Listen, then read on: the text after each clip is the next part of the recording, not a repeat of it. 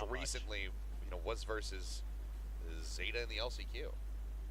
Which, I mean, we saw, right, from the stats of RRQ's win record so far. Even LCQ was a while ago. So Team Secret trying to turn a new page here in 2024. And so far, I mean, I'm liking the comp and the idea. We'll see what reads they have, though. Because the way you got to play this on defense, you got to have a real good read on RRQ setups already. Yeah. Don't have that double control. You don't have that Viper to really try to slow up the other side of the map. Curious to see what this approach ends up looking like. It's just a couple straight shots out. Jimkin gets a little bit of damage. Well, we'll be fairly slow going. Shadows traveling. This camera's still there on ramp. Yeah, that camera staying alive, the trip staying alive, all of that is a lot of information for Secret. They already have main control as well, and again, this is what you gotta do, right? You gotta be a little proactive. Jumkin. So the pain shell to create some space here for himself. Only more in the meantime, rushing forward, just ready to charge through that cage. Not still in a fully committed position, still just lingering right here around mid. You draw some additional attention over with Jesse Vash now running back through the spawn. Pain shell will clear out Mail. That's going to make Secret a lot more confident this does end up going towards A. Only more on the drop down, NB able to find that kill, swing it out, NDG just running and gunning, comes up with the goods. Elimination found, Jemkin here at elbow spots him, right click will finish him off. No HP bars though, it's okay, that's Sparrow's dead, and that's a spike now straight up onto Heaven. I mean, if Jemkin can just stay alive, buy time for flips here. No, it's going to be split 180. Now watching back in for this one though. The wall comes up. Yeah, he's just gonna get shot from behind. Jeremy with a headshot, able to find it. There's just nothing else the Jemkin can realistically do here. Push up the challenge, not ready for Jeremy in that position. That's gonna be another pistol round going the way of Team Secret. Splitting 1-1 on the pistol so far on both maps. Jemkin 17-8 of 1, doing the lion's share of the frag.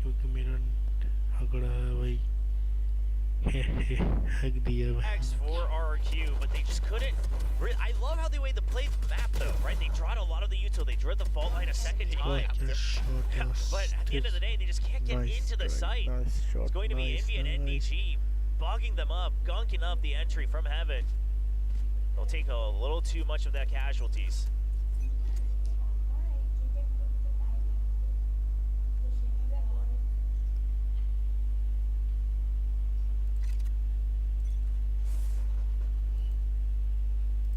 Him, but that's going to be a judge picked up. The HP bars continue to suffer as Xfero as well now whittled away at down to 56. Sorry, yes. Yeah, if Jemkin in full health, sure.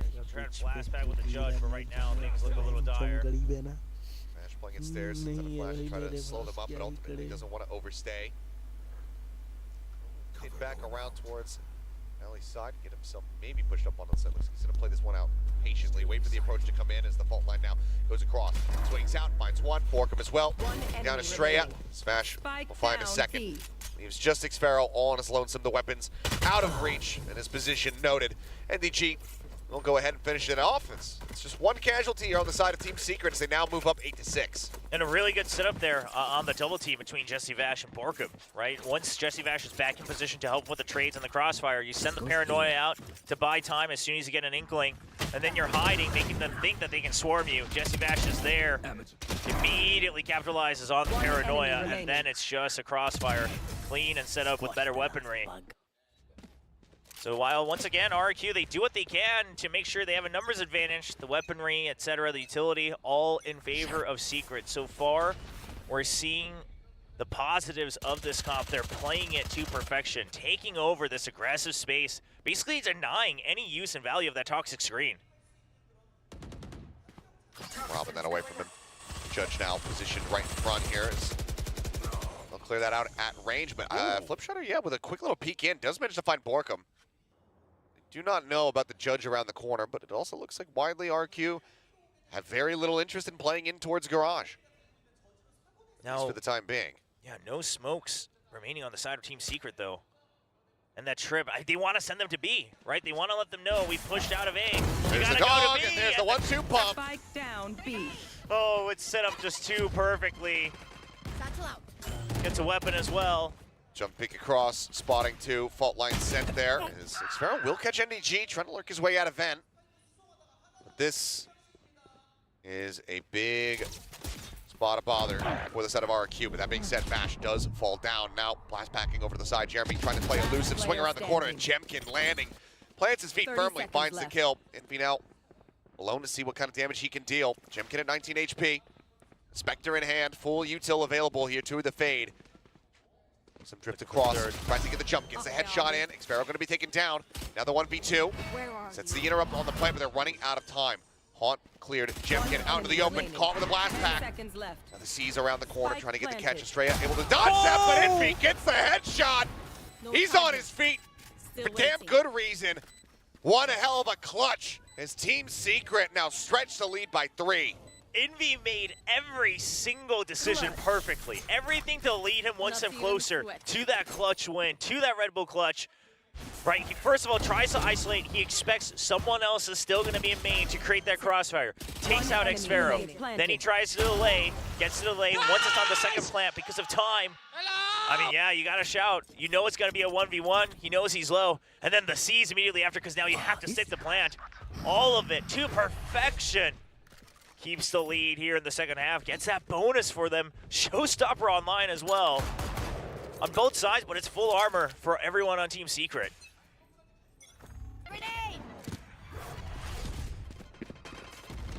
RRQ this time taking a little bit of space there in garage, not wanting to concede it. Will immediately drift away. Flimps continues to lurk forward. Jeremy, though, a little bit of an off angle. Not often that we see too many players up on top of box just in the exit of garage. There. It's a fairly all-in position. As for now, with the smoke dissipating, it's just going to be a little tuck away there from Flipshider.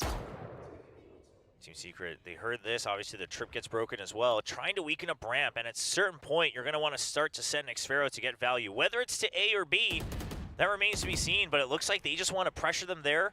Expect that they've weakened the site. Now, this is all bait. It's for Jeremy. Everyone's oh, he's flashed. slowed up. The flash is in, but Jeremy recovers his vision just a little bit faster. Looks like they didn't quite read where he was. He gets himself a second kill before getting taken down. Now Borkum holding things firmly on the site. Went back out, and NDG. Xfero just not ready for that one at all. No. Flash right into his face. He's still plus forwarding, and things are really starting to slip. RRQ not in control at all here in this second half.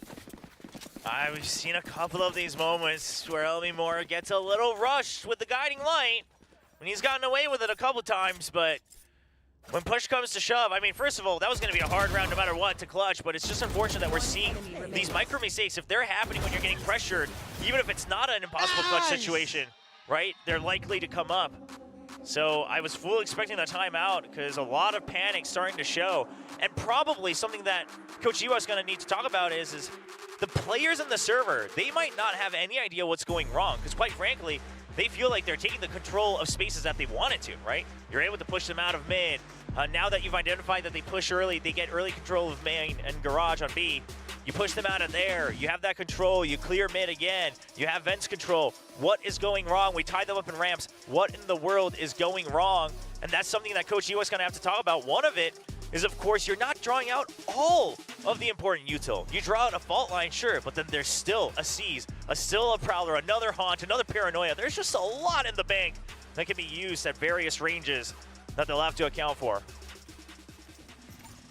This goes here. I mean, it's just in every single metric right now that Secret have control. Old economy very much in their favor as well as that Nightfall about to be online for Envy after the clutch. Is now right there. Showstopper, Neural Theft, both ready to go. What's the game plan here? 4 Stingers and a Sheriff to see if they can try to find a thrifty win. Take hold. Paint Shells lead the way, but Trapwires for now still standing to get spotted out a bit by the Trailblazer. They hear the Stingers. Know it's a weak buy. Flash out. Now just playing a long range. Still got that camp in heaven as well. Jesse just basically about to just full util dump everything that he had. And does so. I mean, but again, Team Secret, they don't mind if they get pushed away, if they push RRQ away to me. In fact, they'll just get a double kill before that even happens. Because be playing off that so perfectly. And they know the TP back there from Estrella. As he does get knocked down about 51 HP. But jump up, Jemkin trying to open things up a little bit more, trying to find that catch, but Jesse Vash manages to stand his ground. Shadow in the meantime creeping forward, trying to get his way out over onto the site. NDG not necessarily reading this at the moment, but also not really in a position where he's going to get caught whatsoever by this Viper. oh, look at Jeremy's position on the mini-map. He goes down, I mean. Spike down mid. And there you go. Finally sussed it out. Cleanup is going to be good. Just Envy lost in the fight. Team Secret now up to 11. I kill them. As it's again another 5-round win streak going into a second half. Yeah, 5-round lead as well.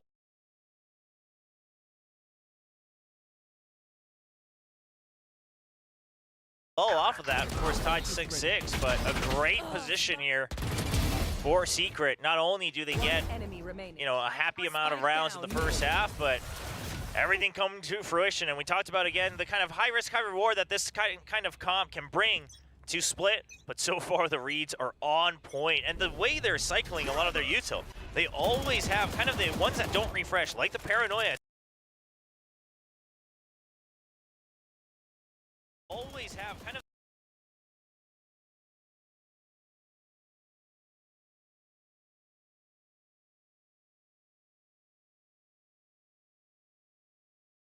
the ones that don't refresh, like the Paranoia. It's always in the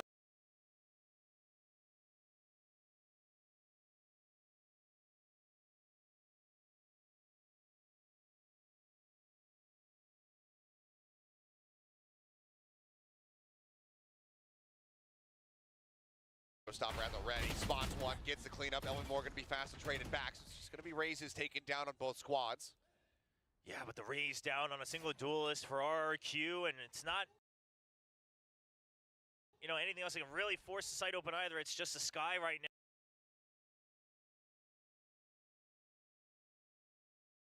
now for the initiator.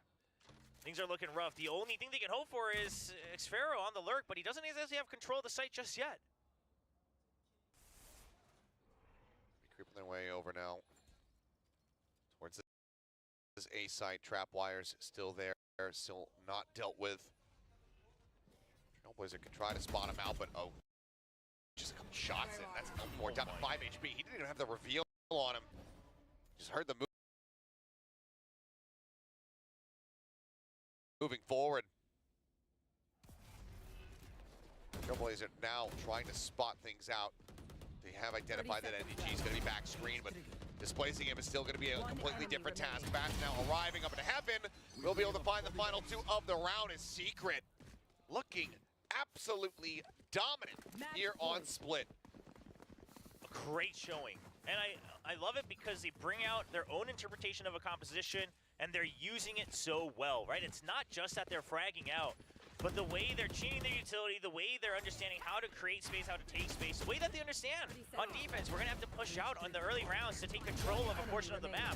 I mean, all of it clearly shows us that this is not a result of, we don't know what else works, let's try this one. This is a result of a goal was met during the scrims. We came in with an idea, and it's time to show RRQ what it tastes like.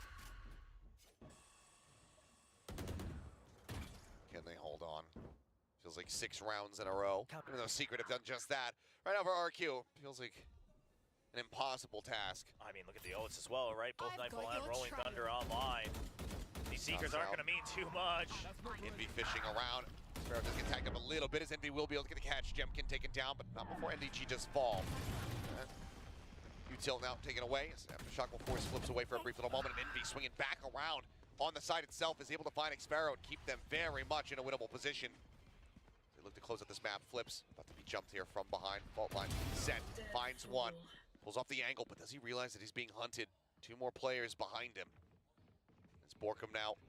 Oh, this is a cheeky spot. First line of defense. Here's the rope, swings under the corner, gets one. They can't calm it fast enough. And we're taking down Borkum. He will be the closer. 3 kills for him as Secret run away with a map here on Split. 13-6. Absolute dominance. RRQ looked good on Breeze, but you can't count out Secret. They came in prepared, and quite frankly, again, I mean, both teams with some changes.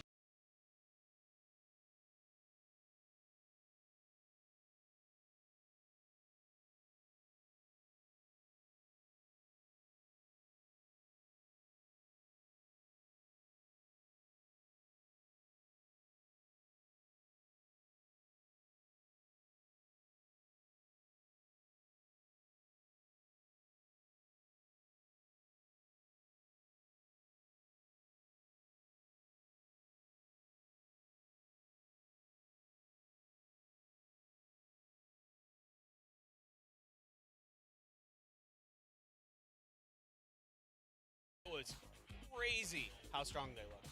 Yeah, it was pretty beautiful. I mean, the defenses they had on the top of A was just like, there was just no getting in for the side of RRQ. It was like, had every angle covered. And weren't that great, so kind of falling apart there. Was 6-6 half, but just the flawless one side was just too much for them to handle.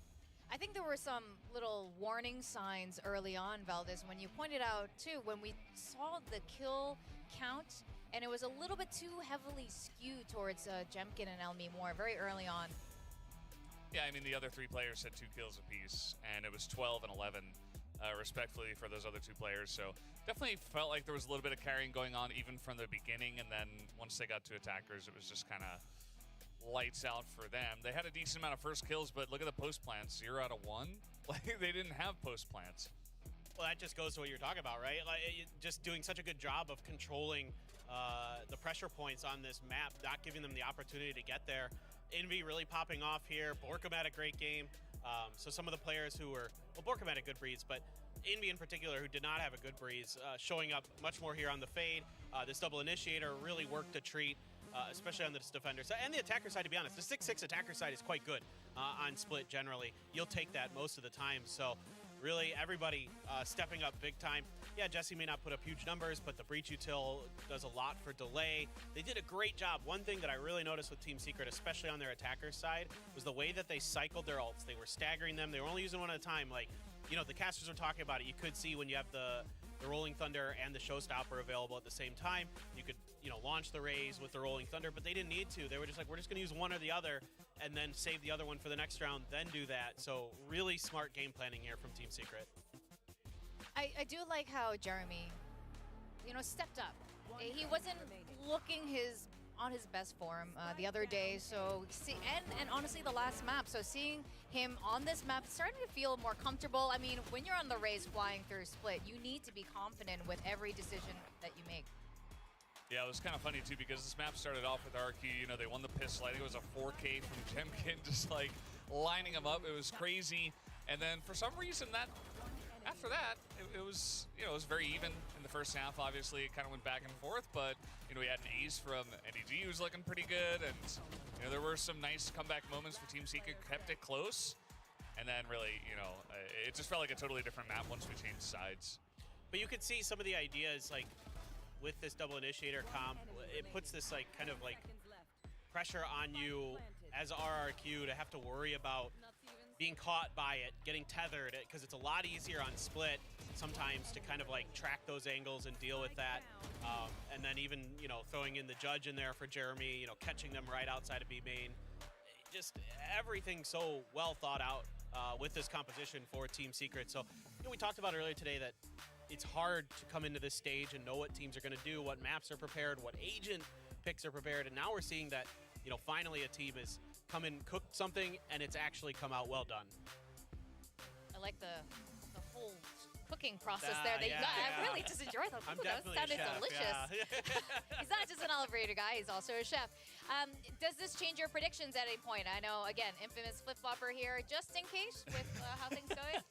Yeah, I'm infamous for a reason. I do kind of feel, you know, before we started this segment, I'm like, maybe Team Secret take this actually. I mean, going in an icebox, I think they should be pretty comfortable, and RRQ did look kind of flat in that second half. I think that was mostly just because Team Secret playing so well, and they really shut the door on them. So as long as Team Secret keep up this level of play, I mean, there is a pretty good chance they go into this map of Icebox and take it. So I'm not going to change my pred. You know, I've turned a new leaf for the new year.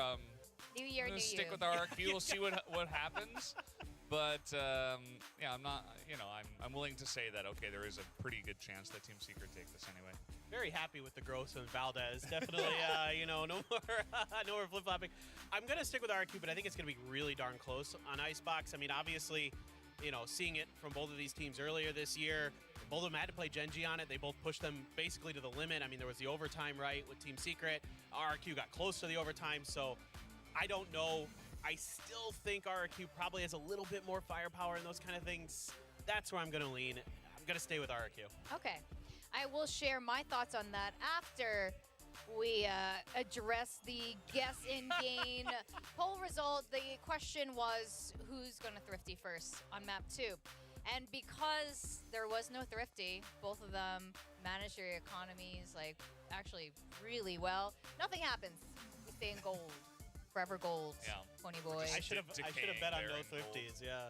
Yeah. I wish I could have bet on no Thrifties. Yeah, I was then- denied. I know. I think you all of did us say would it. have bet on that though. It's Yeah, not right? very common that you see a Thrifty, right? So. We did have record of you saying that, so I think, you know, mentally we know. In terms of how this is gonna go for Icebox, it can go both ways.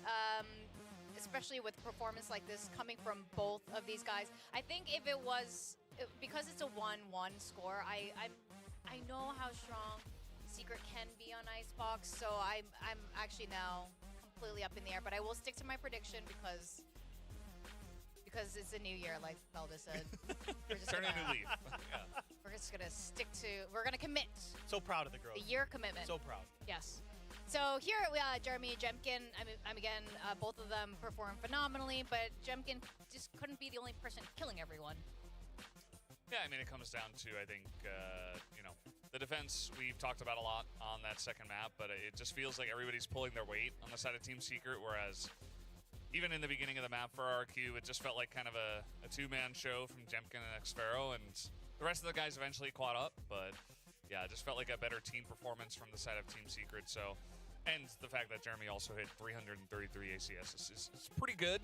On top of everybody else performing really well, like a 31% FB percentage as well. So, yeah, I think they've got the hot hands right now, and I think this is going to be a very close match. Wouldn't even be surprised if we go to like overtime or something like that on Icebox. Absolutely. I think we're going to overtime. Yeah. Yeah. That is very highly likely. We are going to go to our agent picks now for the third and final map of this first series of today between Team Secret and RRQ. I was going to say, RRQ Jesse's playing Sova. I can tell you that right now. Like, before that even came up, 100%. But, okay, Envy going to be on that KO. You're seeing teams kind of lean into this a little bit more with that extra space on B. It's a little easier to flash behind yellow and things like that. So teams are going into it. But then RRQ going with more of what we're seeing globally on this map now with the Gecko, some kind of double initiator, but it is the Sova, so you're seeing this kind of interchanged. It's either that or the KO usually, and it is going to be, interestingly enough, the Sova that RRQ is going to go with. But I think this has been kind of a story of, you know, who's been able to sort of have their full team come into the map and play their best. And we saw it on Breeze with RRQ, Team Secret on Split.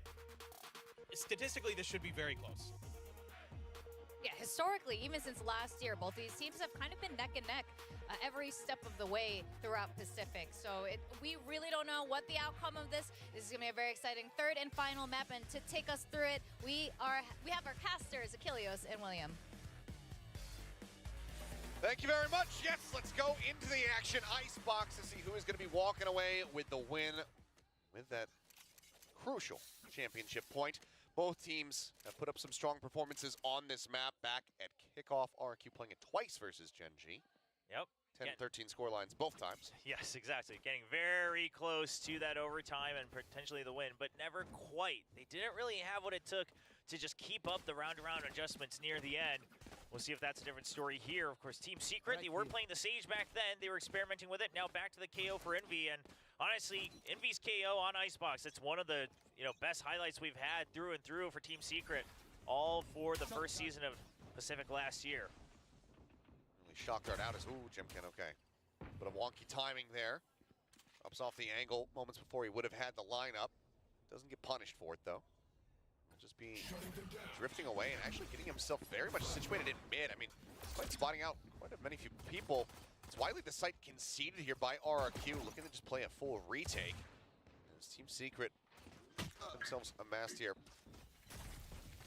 Dart's going in, not going to find the connection there, but Jemkin able to find two. Envy and Jeremy both going to be taken down there by that Sheriff that gets traded back as Borkum and Jesse Vash get one apiece. There'll be more playing out at screen, seeing that Sova. Actually, with the help of Helms, we'll be able to just go ahead and flush him out, so just get that elimination.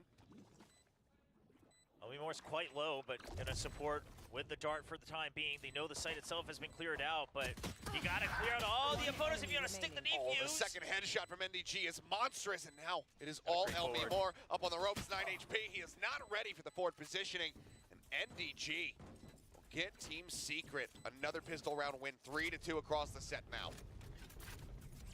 Great mid-rounding from both teams. Team Secret, they get the initial contact, they recognize that the Jet has given up pipe, so they immediately press the issue, trying to push forward as a death ball.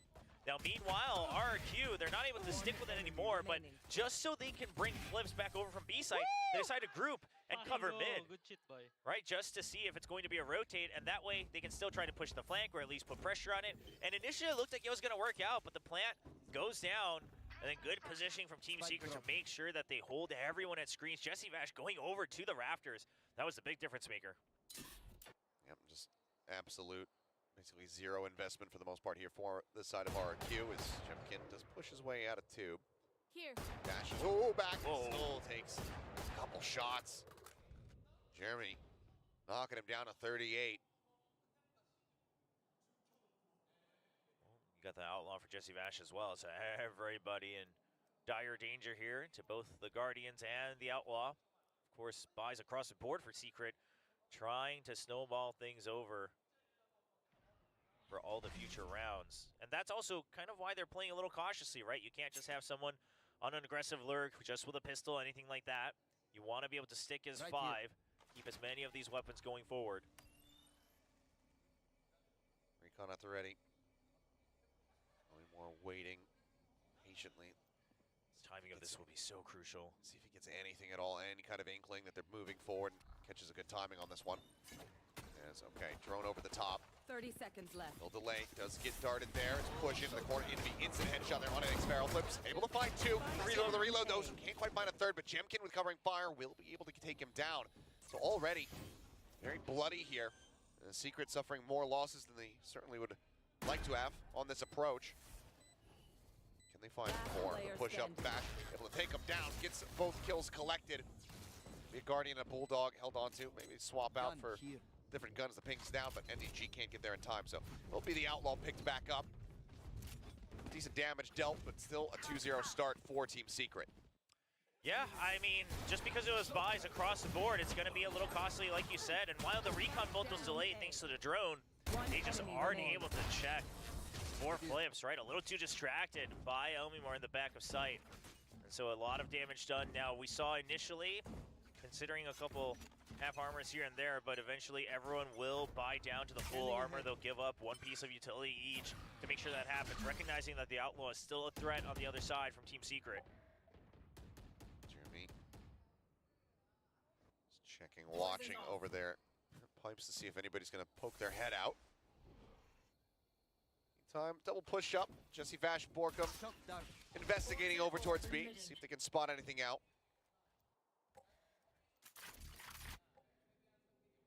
Nothing seen. We'll just go ahead and back away. Yeah, but this alarm bot's getting so much value for RRQ as well, right? Able to just deny Kitchen, now the turret as well, so relatively safe in mid. Now they won't spot anything with the drone. I saw his shoulder just a bit there. Yeah, just a tag right at the end. Now, of course, they're also still holding on to green. You've still got that one way, so no reason to over-rotate from RRQ, but the question is can you hold on to the site? Because if the execute's good, it's a bit of a pain here on A. Not wanting to reveal his position as CSAT allows for that knife to go off as DG by 1 gets traded out as Sparrow comes up with 2. Jemkin now presence noted, Jeremy gone, and it's going to be swift and clean here from the side of RRQ, just losing out on Elmimore. as they will go ahead and get themselves online. And that decision not to shoot out the 0 point, that made the difference, right? Not able to spot out Jemkin. He's able to cover for his teammates. Flips got flashed and then, of course, dashed on right from Jeremy, but Jemkin still there to cover all angles from above like a hawk in the sky. Buys enough time for Xfero as well with the crossfire. And the energy's coming back up. Flips' trash talk is back as well. Well, that's just the bonus round, so now it's going to be full firepower, full shields on the opposite side of Jesse Vash. The Hunter's Fury as well. He's used 2 so far and gotten kills off both of them. Got the ping there on the Jemkin, but given that it's the Jet, likely not worth trying to open up with that Hunter's Fury, so we'll just keep it pocketed for now. Now Thrash on the side of Flips. Hasn't used it yet, so we'll see if it gets used at all this round, but they get spotted immediately, like you mentioned, so that means they have to give up pipes control. So no reason to try to push out for even more info. Trying to just hide the position of all teammates, just keep Team Secret guessing. They still got that alarm bot once again in mid, covering, you know, both parts around tube with the turret. Still not fully committed here. Double creep up. Pushing their way now towards yellow. Like what they're seeing over here on this side of the map, well, they might just be able to rotate back around. It looks like that's going to be the call coming in from Jesse Vash. I'm suspecting that the Viper's going to be alone, but quick to replace here is Xfero. Gets himself shifted over, and looks like they're going to leave Jeremy in a forward position over on this A site. See if he can come up with any kind of backstab. A little bit of damage there. Otherwise, spike now planted. Oh, so well set up for Jeremy. That turret obviously not going to spot him either. Just going to go creeping across, work his way. I mean, he can go snowman, he can go kitchen, whichever way he decides. But first, it looks like he may just come across. Jemkin, yep, he does. Takes him down. And now this is such deep control here for the side of Team Secret. But NDG does end up falling. Yeah, he goes above the grading as well. The fuse held to half. Hunter's Fury across from Jesse Vash. Looking for the tag, managing to find 2. Would have gotten LB more, but Envy takes him down just a little bit faster. Flip Shadow now all on his lonesome, 24 HP. Not worth trying to play through this one, just has to hold on to the weapon. Will rotate out. Let's see if Jeremy can get the catches. He's ready to swing his way in. Flip's thinking better about it. Not wanting to give him that line of sight, just stay tucked away. He'll hold on to the weapon, but Team Secret will continue moving up. Yeah, ever so necessary save there from the rifle, just so you can make sure that you have some semblance of a stable economy, or at least a hope for one. Now, Straya trying to abuse the kind of tip of that toxic screen against his opponents. He'll get the 1 kill, of course, the trade. But what was really smart from Team Secret is it's not an immediate over-rotate. They still use utility to tie them up in A, and then they still leave the lurk. That gives them that option that you will get the flank, right? I mean, Jeremy was able to move immediately as soon as the spike goes down, because that's when RRQ starts sprinting over. Just a kind of multi-step plan. And now he's online once again here in Icebox. Certainly feeling it. Was lacking a bit on Breeze with the Jet. The Rays looking very much reinvigorated on Split, but now Jeremy is kicking things off gorgeously here for the team. Flipshider looking forward, trying to avoid that drone. Does eventually get tagged, but not before he finds the kill onto Borkum. He's still in a very rough position potentially, but Sphero finding 1. Envy going to be taken down. Flips now trying to peel away, but Jesse Vash moving forward, finds Xfero. Flips still tucked in the corner though. Gets rid of the enemy Jet. Nope, that's just going to be the Dizzy connecting right as NDG tries to strike. Flips with 3, we'll get RRQ to 2. So far, it's been A site every single time. Sure, I mean, they eventually rotated over to B, but it's been the A pressure every single time, and they don't stop at pipes. They will always try to get some form of control right up to the site. Now, I like what Team Secret's doing, right? They're denying pipes control. That's great. But at a certain point, perhaps, you know, maybe after this round, start to kind of slow things down, maybe gain a little bit of mid, maybe a little bit of green control. You don't have to commit to it, but you got to put pressure. Get out of my way. Knives pulled, looks like pressure looking to be applied. As first it will just be the clear out there on the turret. Jeremy drops down off the top of tube. Sphero in position. They're in kitchen, not really wanting to peek out, but you know, we'll get the mark. Note that the Jet is going to be rotating away from tube. RRQ can breathe a little bit more easily in regards to mid now, but it's A that's getting ready to receive an immense amount of pressure. Flipshider set up here. By screens, all of his util still online, decides to pull back even more. And that movement right there could have very well saved his life. I like it. It's a good timer right in the back of his mind because he's got that thrash. They already emptied the site anyway for a retake. Spike planted. Quick clear. Dizzy gone. Thrash now coming in, hunting for a target. Borkum still playing forward on top. I noted that, just given the trajectory of that snake bite coming through. Flash and drone searching for a target. Flips does get noted by that. Borkum now repositions just in front of the plant, and Flips is not ready. He was coming back to try to get that Dizzy. Gets punished for it. Up in, Chemkin, a quick peek, trying to find the shot, can't make it happen. Borkum stays alive, does get pushed forward, does get flushed out as Estrella is able to find that kill. Now Elmi Moore trading one back. Jesse Vash will fall. Times out, unable to find value as Jemkin will get that elimination, and now it is all on to Envy. The hold's coming through, but they're so damn low, but Jemkin will be able to keep him protected. Two members left standing, the op retained. RRQ tie it up at 3-3. I mean, nice try from both teams, but RRQ comes out just a couple steps ahead. I mean, Xfero, I'm not quite sure what happened there, but it almost looked like he had found a way to get around that turret, maybe just found a timing. Didn't keep my eye on the lurk entirely, so I thought that was going to be the difference maker. NDG was wise about it, still checks it on a timing, takes out the lurk, but by that time, RRQ had just slow crept in one step at a time. Sure, trades all the way through, but they're able to approach the spike, and that's what mattered. Of course, they cleared a lot of that utility early as well. That was a big part of it, ruining some of that post plant. Right there. Jemkin posted up. Knows that he's going to be going up against a weaker buy, so can just go ahead and hold his ground. Gets the opening shot. Here. Just waiting to see if anybody peeks their head out in towards the nest. Looks like it's just going to be a ground approach here.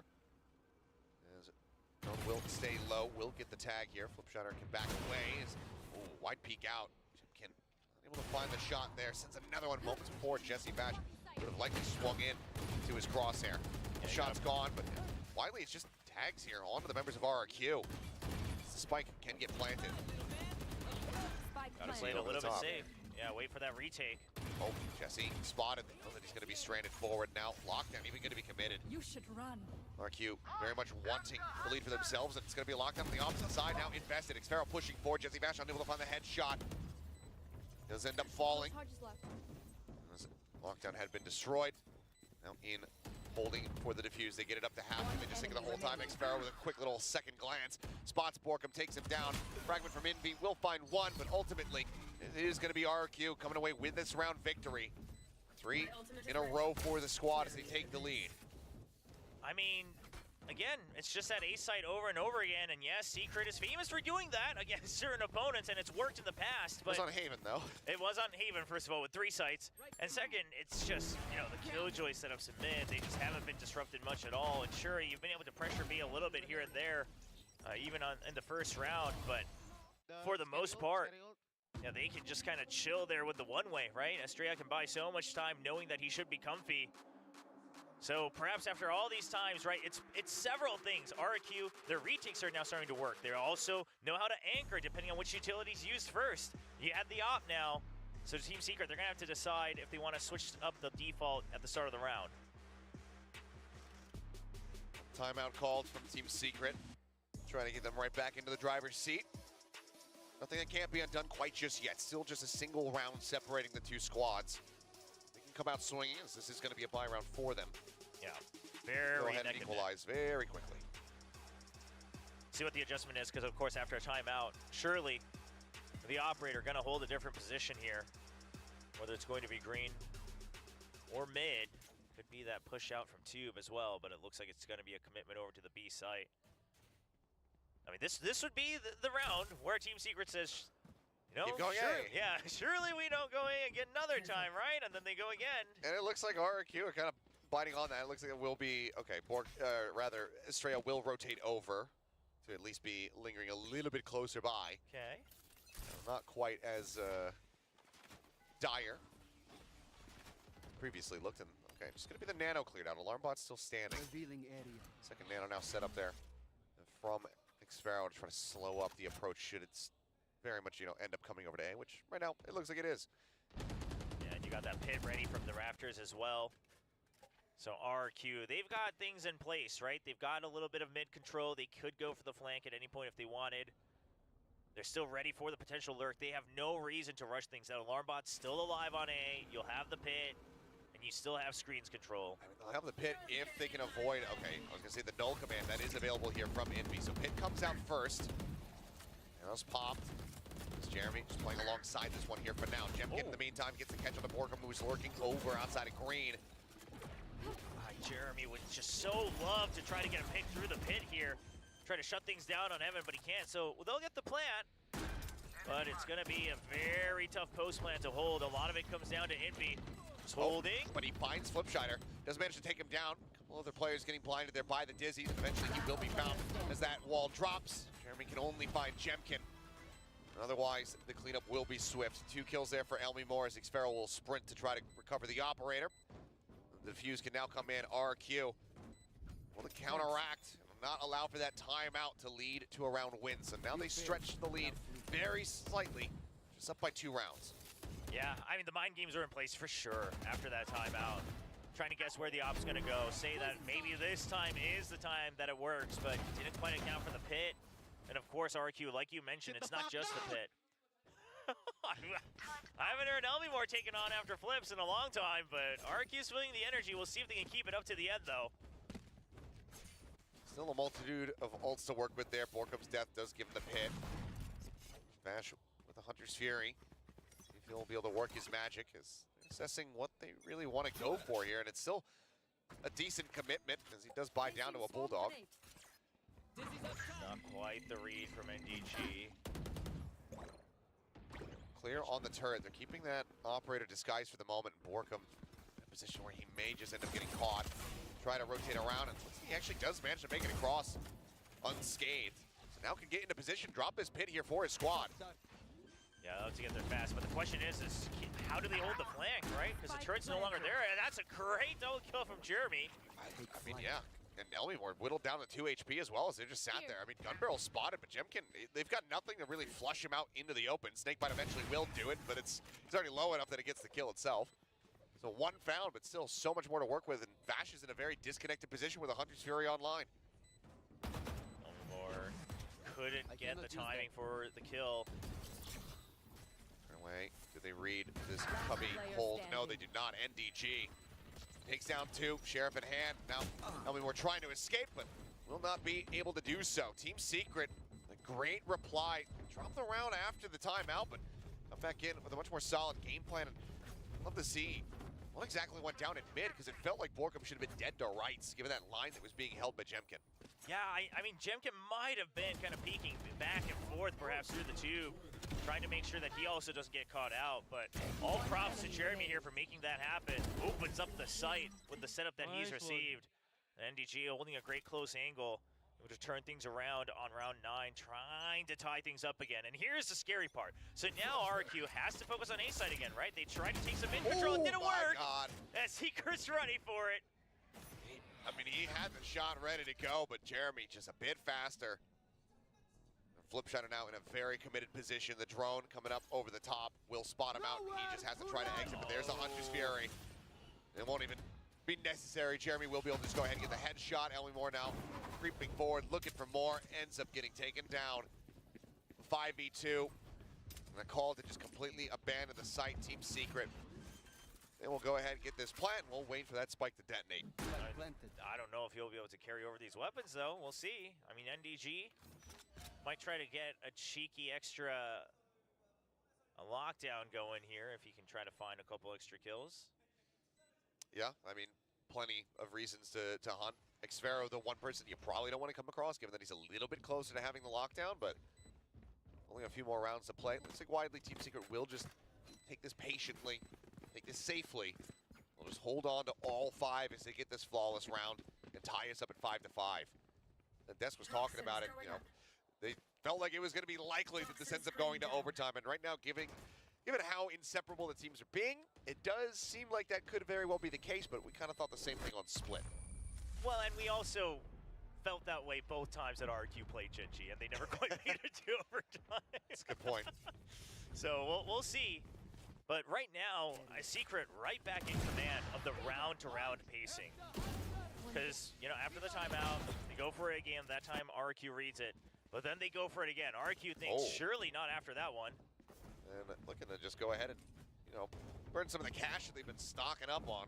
boarding it like a dragon. Jeremy gonna be bringing another attack operator into the mix here. Yeah, with the Blade Storm as well, so might as well try to even things out. That'll make the tempo change a little bit unexpected for RRQ. But again, whether they go A or not, Secret has command because RRQ is the one left guessing. They're denied pipes control. They're denied some of their early util. And if they don't push out and clear that turret early, they're denied mid control as well. Everything grinding to a halt. The silence filling the arena here. Both teams are making any noise. Stray sprays, 0 point, but otherwise just silence here. Secret thinking about what this approach is going to look like. Drift back across, full squad. Just join up now on this A side of the map. Scanning ahead. We're just sending that recon out. Does get cleared. Yeah, that should give them a better idea of where things are going to be coming. Over the top, knives now pulled. Jeremy Blitz. rotating in, but doesn't read it, but no flips. Not able to nail this shot, but eventually will be able to get it done. Only more in the meantime, finding MDG. Pit now invested. Throwing the double swing out. Borkum doesn't manage to find Elmimore, but now he's all on his lonesome. The spike outside of the pit. Recovers it. Goes to the plant. He's got one snake bite left to try to utilize. Does eat a little bit of damage there from Estrellas. Can he clutch this? For the rush in, and oh my god, right as he goes to exit the pit, he must have been able to see the gun barrel, but Jemkin is right clicks for the headshot. And RRQ, they will move up to 6. Had to have been, because that's a crazy shot to take if it wasn't for it. But either way, great pacing there from the duo that remained alive from RRQ, not wanting to give Borkum a chance to reposition and play the mind games in his own Viper's Pit. They'll barely hang on to the lead. We'll see if they can catch on to it. Things look dicey from Flips. Eventually, though, he gets the jet. That's the important part, so it doesn't keep flying around the site. Yep, just a tiny bit of gun. Now RRQ, once again, back to the op setup on B.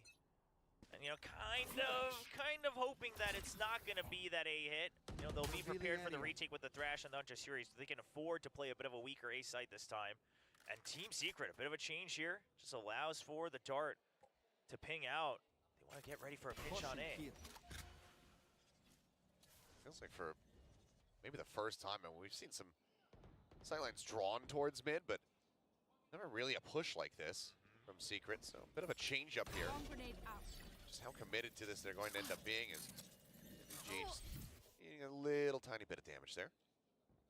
Gotta watch out on this window. Placing sentry. Heard the rotation across. Jemkin for now still just alone on that B side. He's going to have to rotate over quickly as Flipshot are going to be taken down. That's a Thrash now out of the equation. Elmimore eventually is able to find Jeremy with the spray to try to equalize, but now Sparrow trading up. NDG gone. That interrupts and very much makes Jesse Vash second guess this plant position. Spraying through, and Elmimore finds it. Hunter's Fury not necessary. Now it's a Players deep are killed lurk as off. well. This very much changes up the game plan. Have to commit in for the stick, but that gives him the tag. Borkum trying to escape, but the final shot from Elmimore will not be able to find its mark. V forward spot needs to open things up here for the team. And this 2v3, and it does. One Gone, but enemy Sparrow remaining. just lurking around the back. The wall drops. Sparrow, his contributions not needed. RQ with 3 members left will be able to close out this first half 7-5. Yeah, the mid kill onto NDG was huge because we saw that the Killjoy was nullified, so that turret wasn't going to have much value. It still gets taken down. NDG is trying to draw aggro out so his teammates can plant onto the site. But of course, that makes Xfero very well aware that he has to clear that flank before he's able to assist his teammates in any way, shape, or form. The lurk battle comes in favor of RQ, and that 7-5 lead for the Indonesian squad. See if they can get that first victory. It's been a long time, like the Des talked about as we were preparing for this match. And RRQ, a lot of people wondering what really was the true power level of RRQ at kickoff. Sure, Gen G, they looked like they continued to improve, but could that have been RRQ, right? So many questions on a lot of people's minds. And if they want to prove that the potential was there, they got to make sure that they can close out a best of 3 first of all. Sure. I mean, like Ewok was saying during their interview on the analyst desk, you know, we consider that we're still in 7th place until proven otherwise. this would be the first step in proving that. Team Secret are certainly looking to test them and keep them as low in the standings as they possibly can. 7 and 5. Not much of a difference between these squads. Secret, one additional pistol round win so far. Let's see if they can add another one to the mix here. And just immediately cut that gap in half.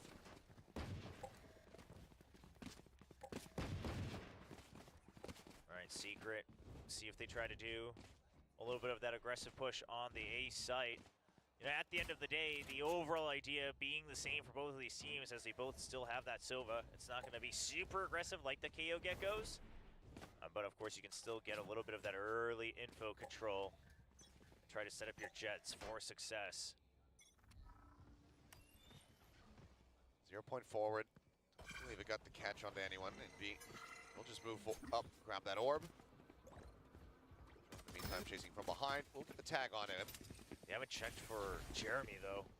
Still hidden on top of the screen. And this could be a very unpleasant surprise here for RRQ. There you go, makes his presence known. Now they noted, but clearly not everybody getting the memo there. Flipshutter still gets taken down, but Jim's getting able to find 2 before getting traded out by NDG. While top, Xfero. Sheriff is able to find Jeremy. Gets them into a better position. Swings back around the side for the headshot. Borkum now, the last one standing. Everybody low on health. Spike planted. The classic, can he manage to make it happen? Snake bite gonna be thrown down. The wide swing coming across. He will be able to get the bite kill there onto Elmi Moore. Sheriff and Ghost will be retained as RRQ. They tie it up 3-3 in pistols across this series, and they stretch the lead even further. Yeah, this is as close as it gets. 3-3 on pistols is a crazy stat line. Really just goes to show, and I think everyone that was trying to predict this match all around the world, everyone agreed it was 50-50. It's just where you put a little bit more faith, right? What do you weight a little bit more? Is it just the stats that we saw at kickoff, or is it what you think is going to be the interpretation of the roles and the comps? And right now, I mean, both teams, I think, subverting some of those expectations on both fronts.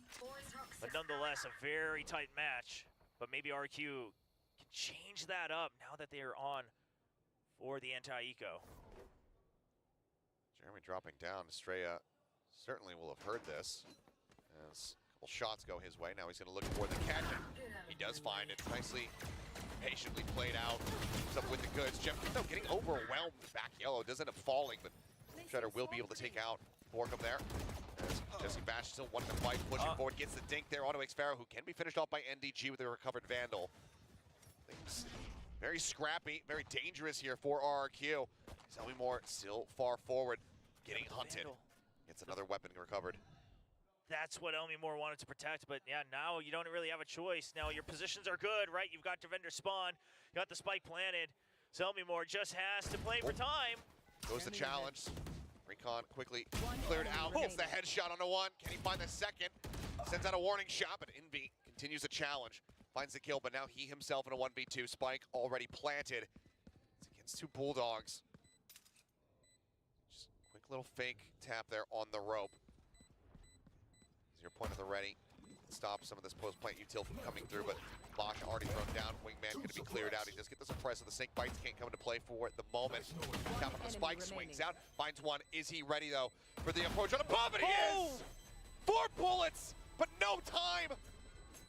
Such incredible efforts from the side of Envy, but Elmi Moore, like you said, had to play time. He bought enough of it, got that kill as a parting gift. It just wasn't enough to work with. So RRQ, they do get the round win. They lose everything in the mix there. But Team Secret just knocked down another peg. Yeah, and honestly, if you're an RRQ fan, though, I would say that that round starts to show a bit of the same concern, because that was a round where the team wasn't all on the same page. Were they going to back out or not? Are we going to stand fight or not? You have the rifles. You don't want to give that over. And that starts to spread you thin. It's going to cost you this bonus round.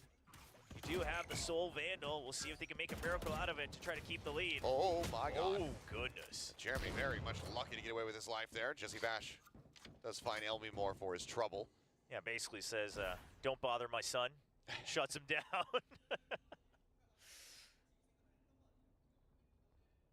Now just flush against the wall. Envy right there alongside him. Triple threat crossfire set up there on that A site.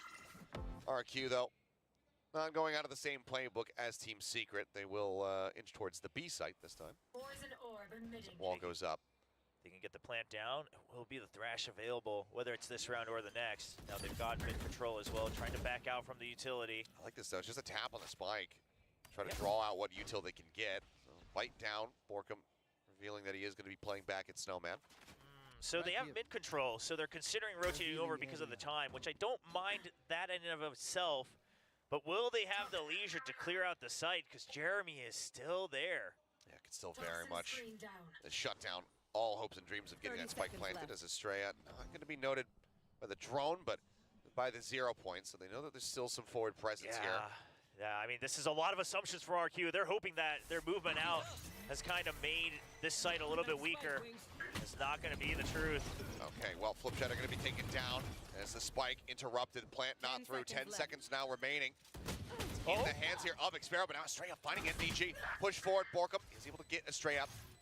That's the spike planted, or it seemed like it shouldn't have been possible for them to have that one come through. Playing together now. Not checking for mid. No, they are not. Turn back, look towards Kitchen. Jeremy now just on the opposite side of this wall, and as Jemkin swings back through, he will fall. Team Secret able to close out this round. Bonus not converted here from RRQ. Only 2 members lost, so overall could have been worse for wear. Yeah, I mean, on both sides, right? Things could have gotten a lot worse for RQ as well. You could have just not gotten anything, quite frankly, on this round, given how the anti-eco went. Still got the plant down, still got the Thrash online. Got a couple of kills, forced Team Secret to have to buy up once again, making sure they can't just start banking up all the way to infinity. Just the instant nade death. Yeah. The thing that Team Secret will also have to recognize is they're also getting a little antsy, right? Trying to just shut down the plant and then giving up an extra kill here and there. So hopefully the players discussing that and coaches hopefully liking what they're hearing in the comms. Gonna be that forward control. The ping won't happen as that dart's a little bit too deep. Yeah, not quite on the corner of the wall, so Jeremy can go unnoted for now, given the noise made earlier. Got a decent idea. 0 point just to cancel the rest of the drone there. Well, that means that they they drop off. Yeah, now they have to respect that Thrash as well, right? They have to respect the space they gave all the way up to the front of pipes. So Team Secret, it's either empty the site entirely or try to flood it. And that has left mid entirely open for Jemkin, no matter where they go. There's a ping down on tube, but I'm not necessarily sure if it was under tube or on tube itself. Either way, they have to be aware that there's going to be somebody in kitchen. Thrash now going to be coming through. For any kind of target, we'll just go back around over towards Flip so he can get the quick recovery. Oh, the drone and the turret to clear him out. Okay, he'll just go ahead and clear both. Xpero take it down in the meantime, trying to go on that deep forward push in towards the A side, but Jeremy very much privy to it. He's able to find that elimination.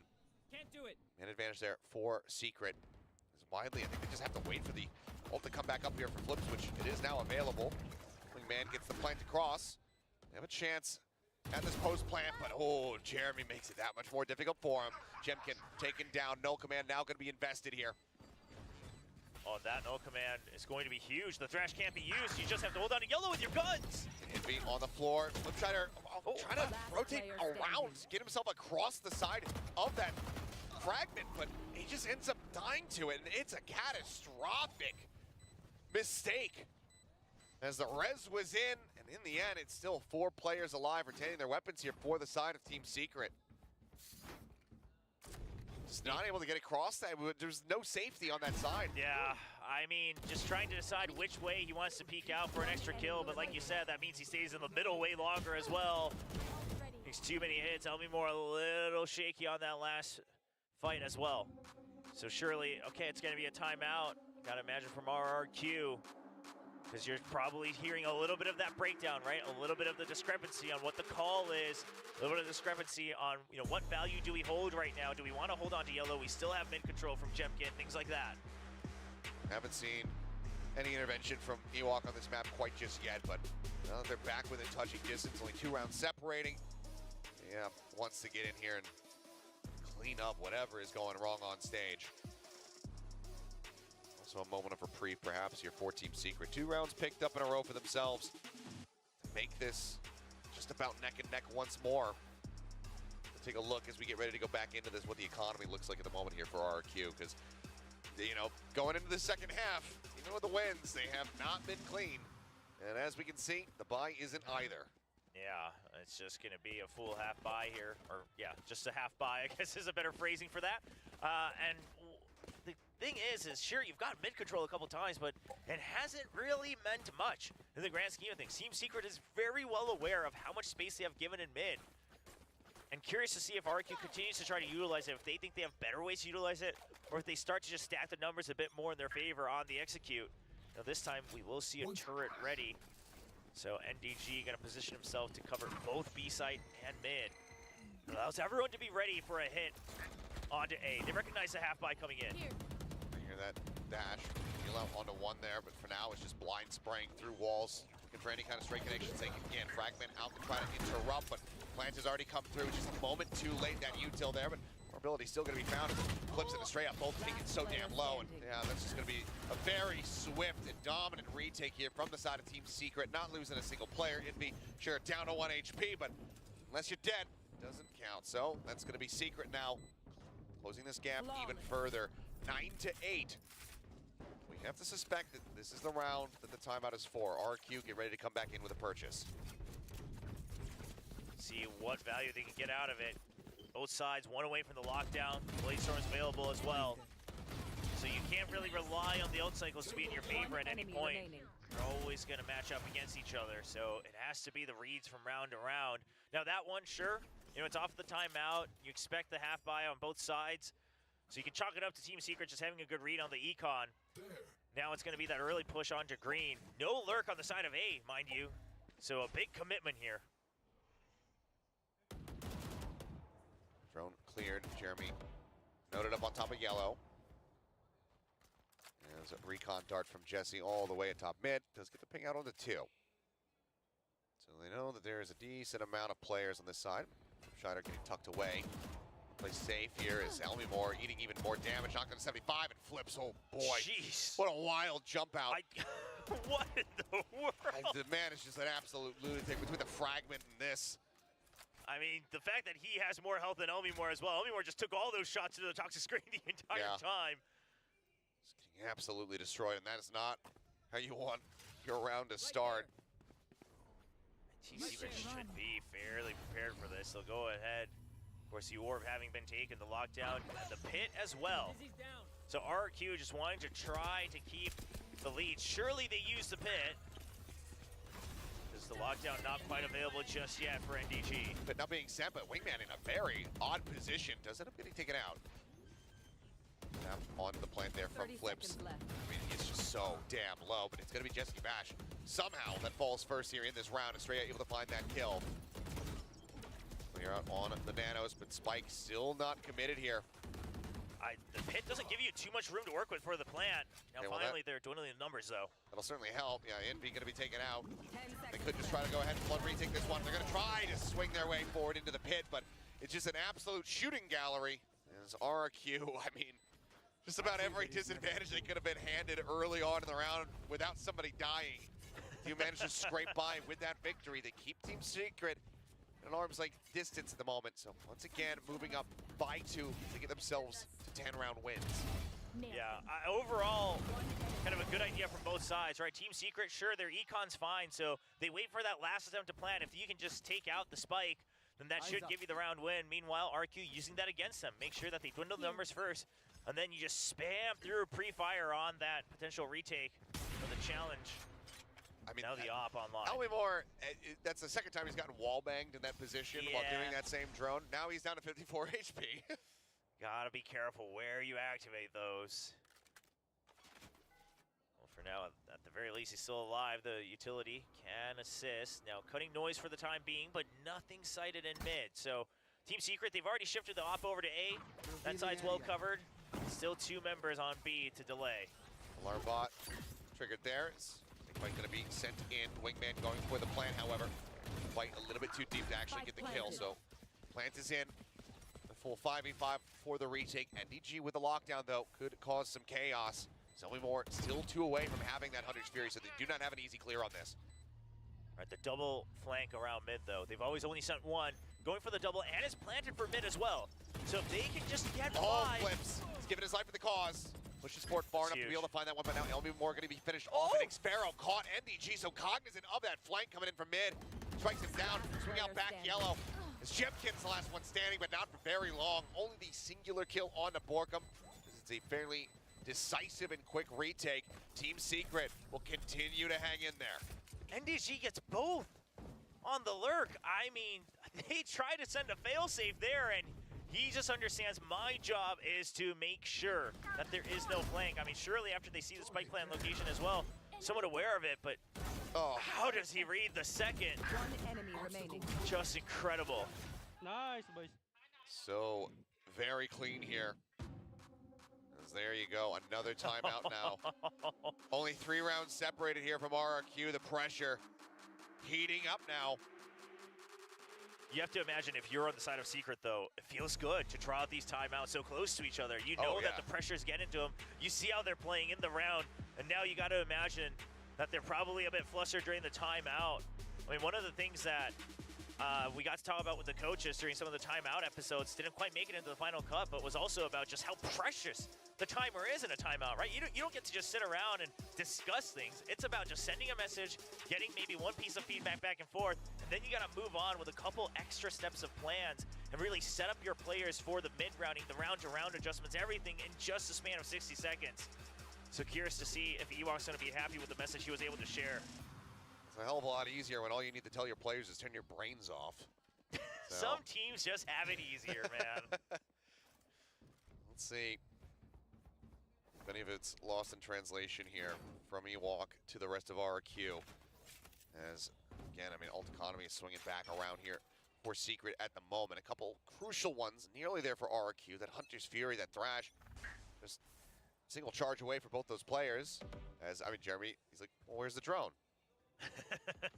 The wall goes up and then the drone comes out. Where's the drone?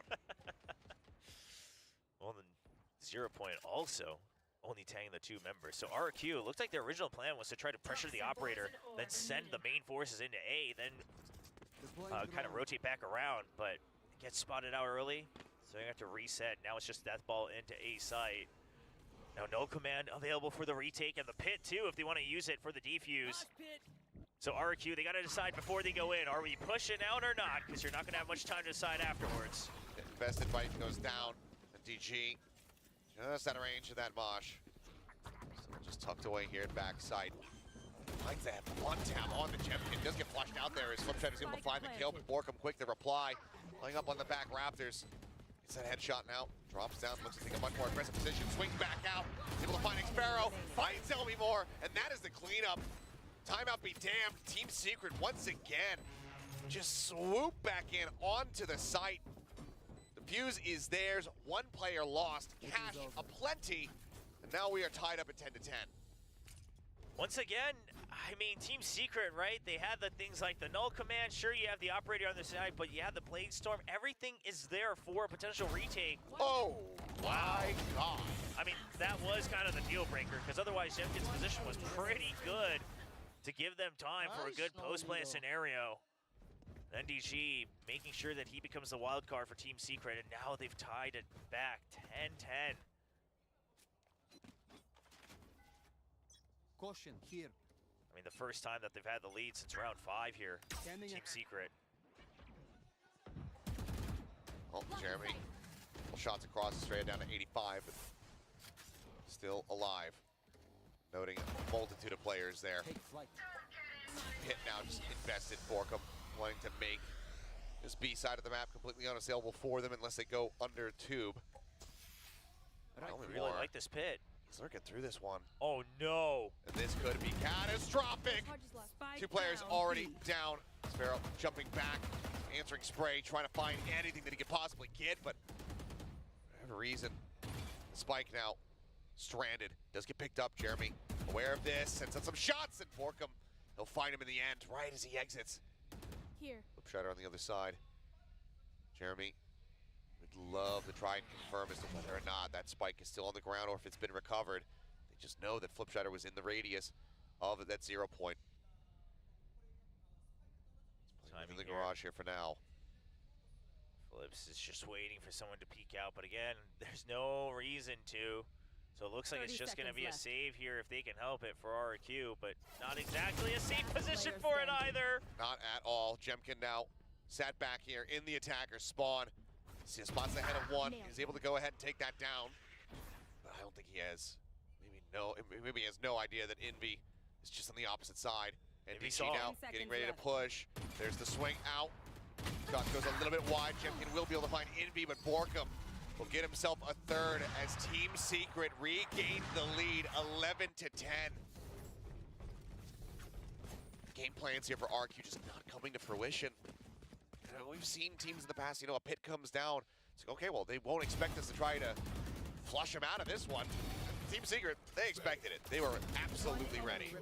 Yeah, I love the extra touch to keep Jeremy in there, right? That way the Viper's pit can still be safe. You can still make sure that you hold a cheeky spot. And overall, they still had the Killjoy set up all on A. They were ready to stack A if there was a rotate. Team Secret is looking better and better round to round. Multi-step flowcharts here for the defending half. Results still not coming through quite just yet. Monster on the loose. There's one. Crash, try to lead the charge. I mean, just bringing it back around for the quick recovery. Q. Yeah, doesn't give you much though. Sure, Hunter's Fury on both sides, but you have so much to clear. Shock Dart's not clearing any of it. Crashes still. is down with you. 2 nanos available, but just on the outskirts is that wingman with a Hunter's Fury as well as that Snake Bite lobbed in. Plant cannot come through, so now going to be scooped up. Flipshiner be able to put the spike down. 5v5. RQ look to try to retie things here at 11-11. Jemkin was spotted when he tried to push out a rafter, so we'll see. TS is wise about his position once again. It's going to be the same spot. The flash is good. Flashes in, but Borkum does manage to stay alive. It's a little bit of damage, but then also comes back around, finds Estrella. Elmimore catching the lurk forward, gets rid of Jeremy. Last player Should standing. absolutely have heard NDG. Yep, they know exactly where he is. The drop down, it's a matter of whether or not he can try to clutch this one out, but time is going to be dwindling. Have to get himself onto that spike pretty much right here, right now. Can still do some significant damage, though, as he finds flips. Nick Sparrow will bring that one to an end. 11-11, we are tied up once more. Make a wish. So, once again, have no idea who is going to be taking this map win, who's going to be winning this series. Both teams just fighting tooth and nail for it. Yeah, absolutely. Team Secret, I mean, they seem to have a couple extra steps to try. I mean, of course, they have to come a longer way here to try to retake the lead, or at least keep it tied up. So a couple extra rounds, right, where they're one step ahead, but not enough to stay ahead fully in the half. Now, Hunter's Fury still online for Elmimore. That's going to be huge here for RRQ. They're also just 1 point ahead in terms of getting close to that lockdown. Now, if you're RRQ, I would love to see them still send the Hunter's Fury, as I was saying that, regardless of waiting for a potential lockdown in the next round. Not the way that you want to start things off. Deploying drone. Flips dead. So much of your util, your corner checks gone. Your quote-unquote easy plant. Now, something we haven't seen either team really do is try to clear out the util on B, get the plant, and aggressively push into B. Now, part of it, of course, it's not the KO get-go. You don't have as much aggression, but that has made it difficult for both teams to try to hold on to this B side in a very stable manner. Scanning ahead. Dart out, wall goes up. Welcome again. Early lurk from Estrella. Sends that as Sparrow moves forward, does get the plan across, and NDG going to be taken down. Estrella with that lurk, as you were mentioning, does come up with a huge pick-off. DG's been the one keeping the team honest. He saw the gun barrel, but Jeremy still just continuing to swing out. Finds the punish. That's the Viper now gone. Lockdown does buy space and time here for RRQ, but now a 3v4 to try to keep this defended. They don't have very much post-plant utility aside from Elmimore with this Hunter's Fury. You got to rely on that. You just have to get to that match point. Sure point out, there's Hunter's Fury on the back and held to half in Be Gone. Jemkin able to pick off Jeremy moments before. Sparrow goes in through this time. No NDG to keep tabs on this. for the best. He finds the kills in RRQ. They get themselves up to match point. Despite the situation, one of the more calm rounds we've seen from RRQ. Very just cold-hearted in terms of what they needed to do for the win condition. First of all, an early alert, they know that they've been getting picked off if it's late. Second, they go for the Hunter's Fury. Jemkin still covering the Sova as well, but understanding that the half could have been done, they send the flank once again. And now finally, that counter timeout from Team Secret. But it almost looks like it's Ewok's timeout. He's going at it on his screen. Oh, I mean, at this point, both teams going to be giving it everything that they have. RRQ, a good recovery despite the very rough beginning of that one, losing out on Flipscheider. Seemed like maybe that was going to cost them dearly. That alert from Estrella, even though he doesn't get the, he does get taken down by Jeremy, he can try to keep that off a little bit more honest. Pick on the NDG, he's been the one that's been responsible for keeping track of those flanks coming through. Allows for Xfero to find an immense amount of value there right at the end of the round. Now Secret needed this one here to push us into overtime. The desk was talking about how likely it is, but ults, none available for either team. All of it used up. NDG just about the closest one. Of course, Flip's close to the Thrash as well, but 2 points, not something that you can really bank on within the round. Not something you want to greed for sure. Yeah. Placing swarm grenade. Knockdown from NDG could be there if he finds some solid impact. And now it's just going to be playing back, like you said, going aggressive, trying to hunt to be able to get those charges online. Could very well be your undoing, so see if they just come to him naturally. The early Nano Swarm used in mid towards Boiler, but the turret this time sitting in kitchen, right? That's plagued them a couple times. So Team Secret just trying to make sure that they're not caught off guard. This way they can focus a little bit more on the site, only worry about under tube. This time, a very classic 4-1 setup. Still a full minute on the clock. This is exactly where RRQ wants to be as the attackers. Meanwhile, on Team Secret, starting to get a pretty decent read given the utility usage. Dizzy up over the top. Rotation's not yet beginning here for Secret. As they are going to be, they're very wary about this potential lurk forwards. They actually have double coverage. Watching out for Xfero, but he is playing so far back. Yeah, a lot of utility still in the hands of Team Secret to delay the plant. I think that's what they're banking on. Nomimore has now dumped everything. There's Amashi into the back here, trying to flush them forward.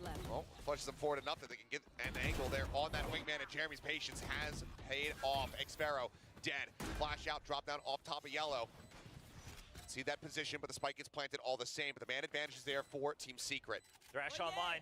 That's the biggest hope right now because you can't go for another lurk after Jeremy stays alive.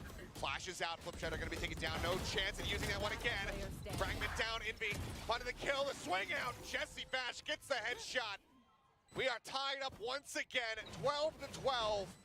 The disc prophesies that the teams have delivered overtime here in our opening series of the day. What patience from Jeremy. Just the fact that you have full faith that it has to be this, because if it was a death ball, if it was a buy-man, surely there is more action. Surely there's something more going on B. That there just wasn't. They stopped at yellow. They didn't attempt the plant. They didn't attempt to draw out more utility.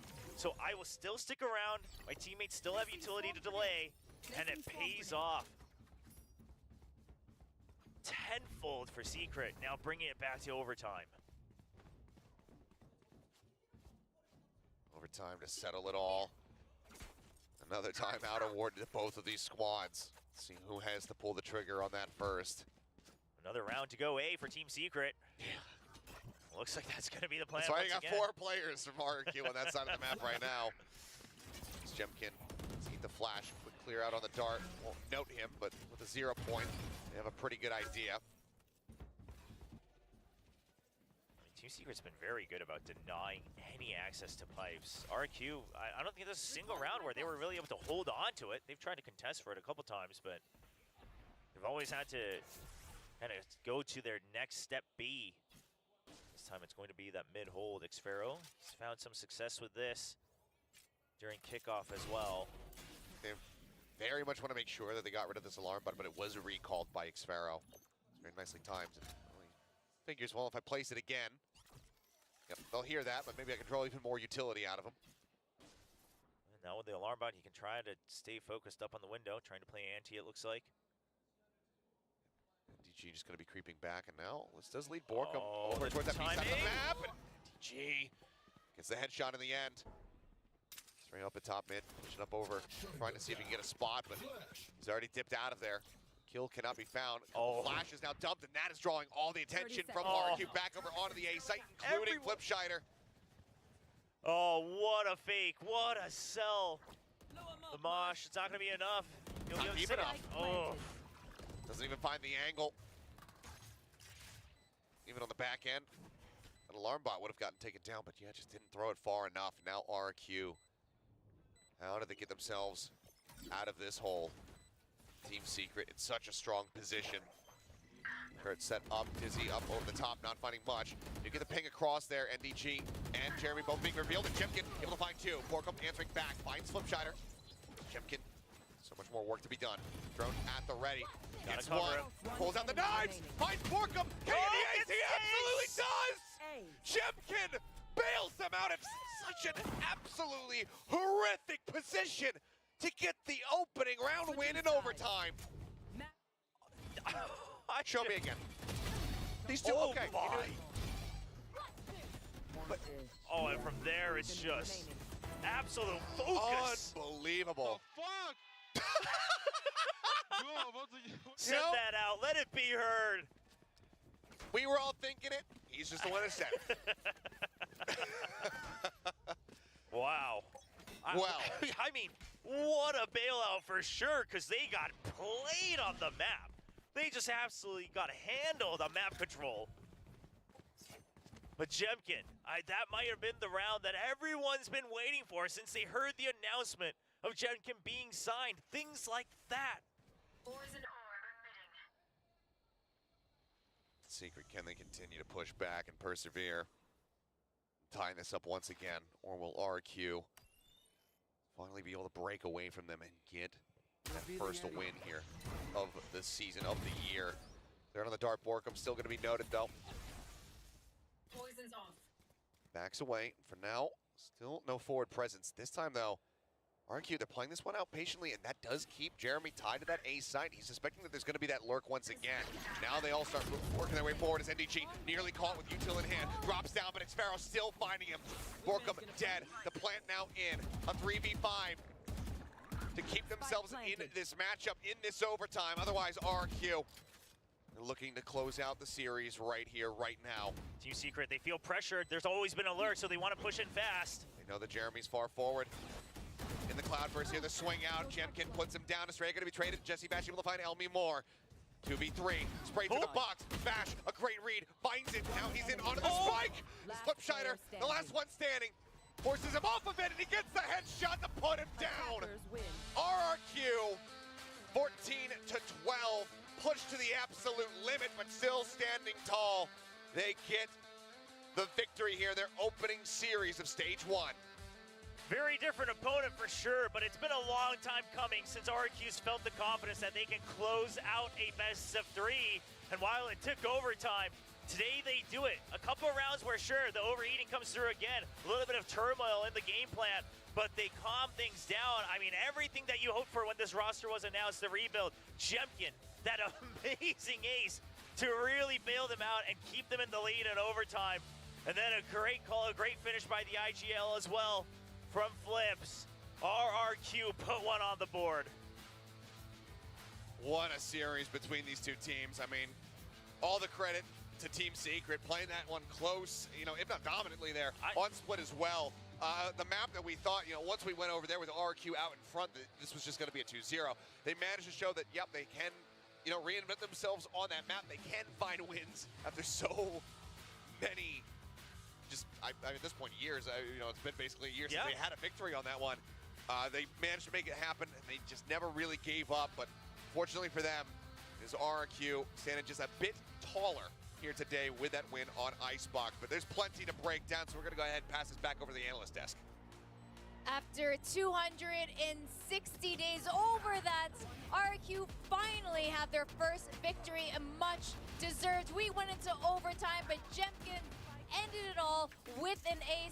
And Valdez, will you join me in praising Paper Thin a little bit here in his predictions? It's pretty smart. Heck He yeah. knew, Yes. the overtime, the RRQ victory. He saw the lines, and it actually happened. I mean, Team Secret, they really showed up today. I really have to give them credit, especially, you know, through 3 maps. They got it really, really close here on Icebox, but RRQ, I think, you know, you're talking about the Jemkin ace. It's just a little bit of the, you know, the nail in the coffin, right at the end there for the side of RRQ. When it mattered most, he was able to step up, and so many of these rounds are so close. I mean, it easily could have gone either way, but man, RRQ just barely able to clutch it out at the end. Yeah, this was an insanely great map. I mean, these two teams always go back and forth. It feels like every match RRQ plays is extremely tight.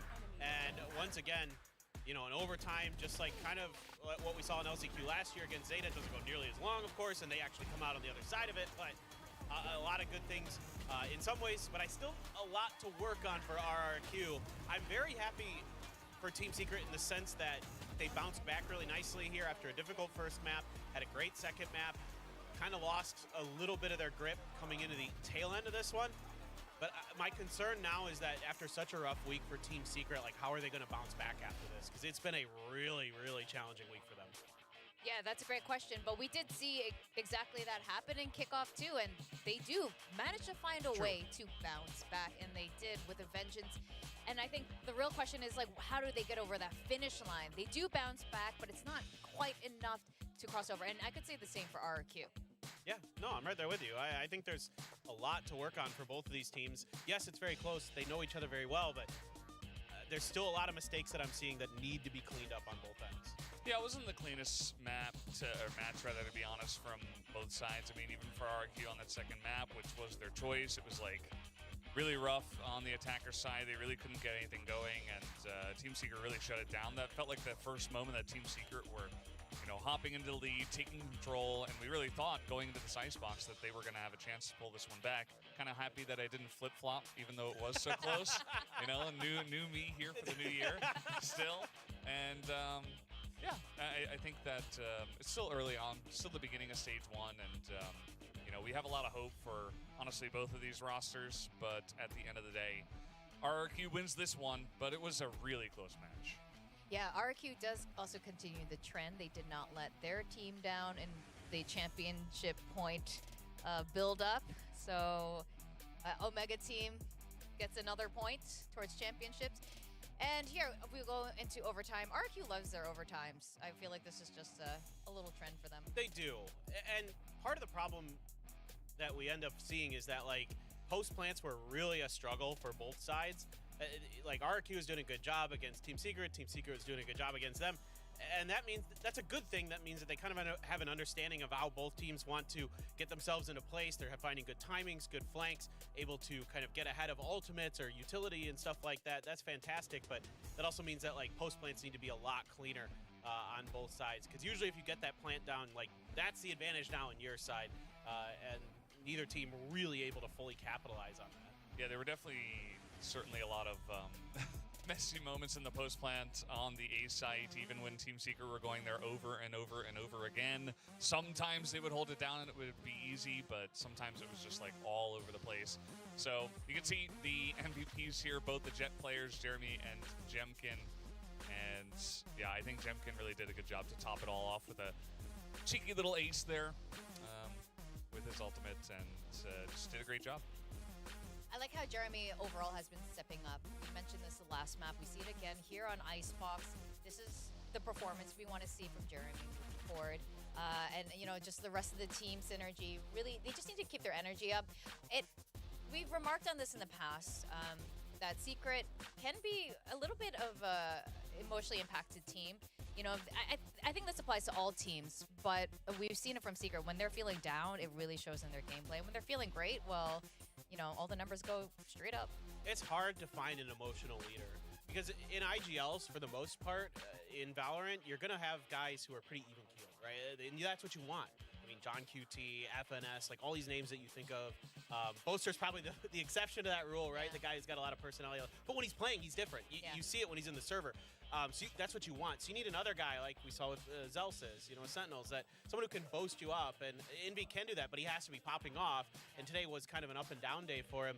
So Jeremy, though, really solid. I'm really happy for Jeremy. I want to talk about him just a little bit because I was really worried about him coming into this year. He was a little shaky at times last year, and he tweeted something before this year that made me really concerned. He was in like Diamond in his rank games or something, and I was like, oh no. I was like, what's going on? But he's looking great. He looks fantastic. I mean, he is a really shining light for this Team Secret team so far this year.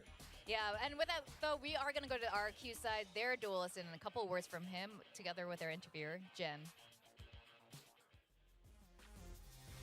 Thank you guys, and RRQ and their long wait for the win as they land 2-1 W against Team Secret today. I'm standing here with RRQ's Jemkin. Now, massive congrats, Jemkin. The team really wanted this win and needed this win, and it surely is nice to win, right? How do you feel? It feels really good because in kickoff we had like 2 really close games, so we finally win. Even it was cold, but still we're happy. It's our first win as a disaster, so yeah. I want to talk about that ace on the OT because you're usually very stoic, but even you got excited after that ace. What was on your mind as you were popping people's head? I don't know what happened. I think I killed 2 or 3, and I popped knives and I just killed 2 the smoke, 2 more, and I don't know, and it just happened.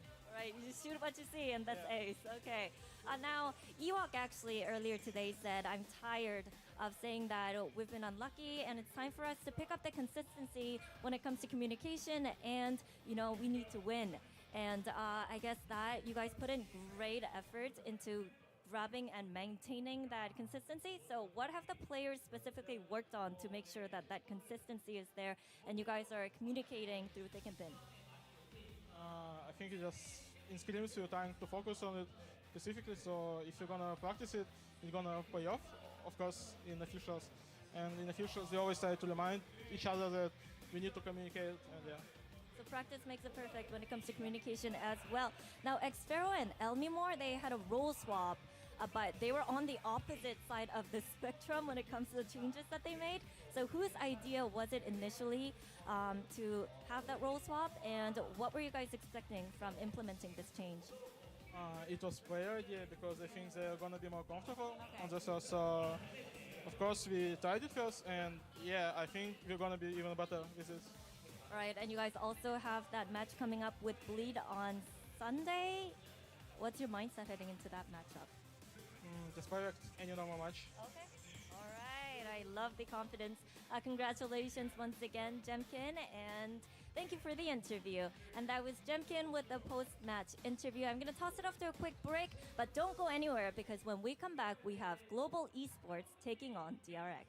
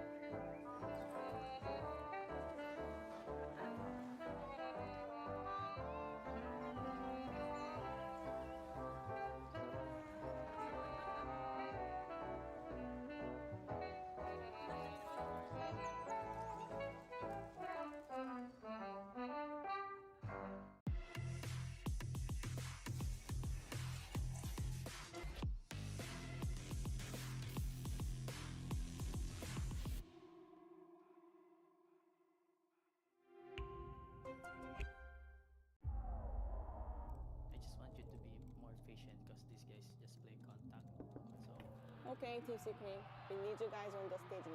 Come on, let's go. Let's go. Let's go.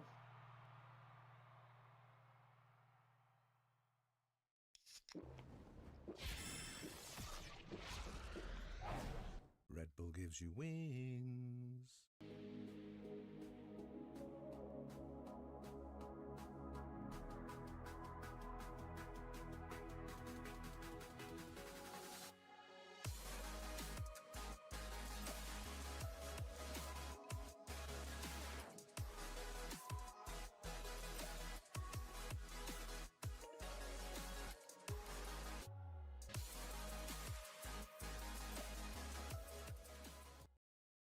立ちグループ100周年。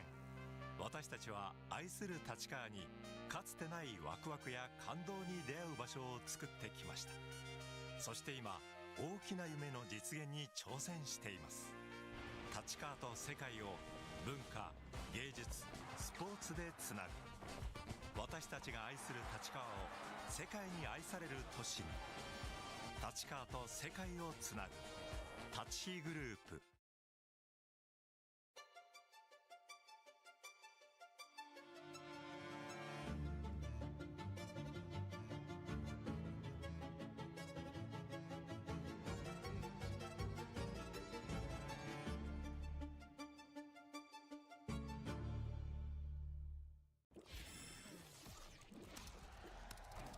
Red Bull gives you wings.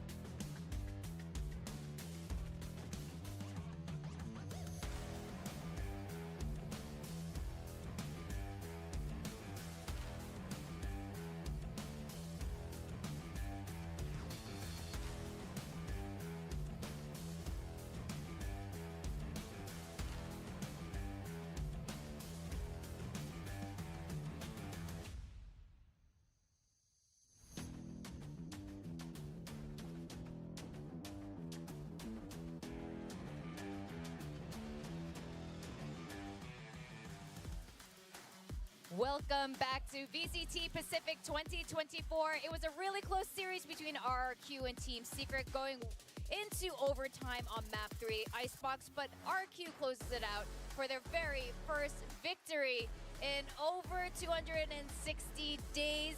And you know, honestly, that might have been just like bad luck with the draw. But let's talk about this next matchup. It's going to be super exciting. We got Global Esports here, and I think they're getting ready for an interview with Jen. All right, Lightning Fast, I'm going to talk to you for a second. Hello. Tough loss against Zeta, but no time to be sad. You guys are going up against DRX today. What's the game plan? Oh, can't reveal the game plan now, right? I mean, it's just stay confident in ourselves and also just follow the game plan. All right, Yeah. GE fighting. Yeah, always fighting. All right. Winning. Okay. All right, first of all, I like their jerseys more this year, and Lightning Fast will not reveal the strategy just yet. But How could he? Yeah, I know. Why wouldn't he Unbelievable. share them? But he was fantastic as a Sage the other day when they were playing against Zeta Division. We saw a promising Global Esports. Yeah, no doubt. I mean, we saw good moments from just about everybody on the team at some point. I mean, I know Blaze King tweeted afterwards that he was disappointed, but I thought he had some pretty strong showings. Lightning Fast, probably the best we've seen him in VCT Pacific so far. So a lot to be hopeful for. If you're a GE fan, we may actually see them challenge DRX today. I know you talked about it earlier that DRX is in fact, taking them like very seriously. They're very worried about their opponent today. That's how highly they rate them. Yeah, Lightning Fast was great. Russ was also fantastic. I think that might need a little bit more of a well-rounded kind of performance from everybody in that fact. I think that those two were kind of the standouts, but definitely I think they have more in store than they have shown so far. Oh, absolutely. I think this is a good first showing. There's a lot more to work on, but let's hear a few words from DRX. Hello, Buzz. Just a quick question. Great game against Team Secret. Would you say percentage-wise, that's DRX at its 100%? On the secret, maybe 50%. 50%, okay. What about today? And today, probably 49%. You only need 49 to beat GE. All right. Maybe for GE, 50% is too much. Okay, all right, spicy, spicy. Well, good luck and thank you. Oh, Buzz does not mince his words. But here is DRX's roster. Now, this was a bit of a surprise showing for us. Bane joined the roster and did quite well on the Omen. I was very impressed. I mean, the game plan, especially on Sunset, was not super aggressive with him or anything. It was very conservative, where they were just saying, stick in the back, make sure your util's good, back us up, play for trades, and he was perfect with all of that. But then on Lotus, he started to get aggressive with Buzz, trying to take space on A Rubble. So really, that's about all you can ask for in a debut from a player like this. You know, he's played in other regions and stuff, of course, as well, but he really stepped up. Yeah, also I think in terms of debuts, it's really nice to get a performance like that under your belt where you're like, hey, I can play on a big stage in front of a lot of fans, and I did my job well. I wasn't, amazing. He was great, but he was, just kind of doing his job, and everybody else also having a great performance here on the side of DRX. Maybe we didn't give them enough credit, but definitely look like a very strong team right now. And we do have to mention Foxy9. He played the Sentinel role the other day, and that was a bit of a surprise. Also, how well he did as a Sentinel.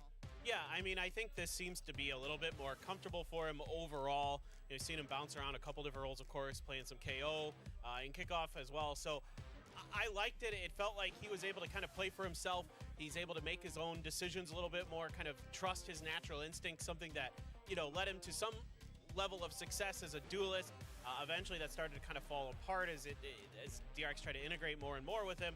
But as a Sentinel, you're a little more free to kind of do what you want, to control the map, to take the space as you please for the most part, and that seemed to suit him nicely.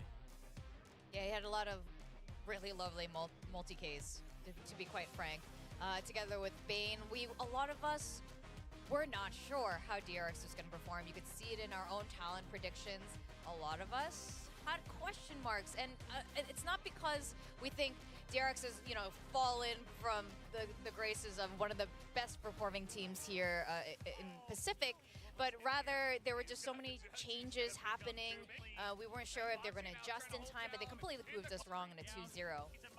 Yeah, I mean, I think, you keep the core together, and the guys that are being called up, they played well, so it's kind of like a win-win situation, right? The guys you expect to play well are playing well, and then you have the other guys to back them up and do just that, as we're seeing some of the highlights over the course of their last matchups. DRX getting the better of them back then. We can take a look here at the stats between Lightning Fast and Bane as well. You can see Bane, in a couple of map wins. Of course, he's going to have pretty high KD, but overall, I'd say a good start for him.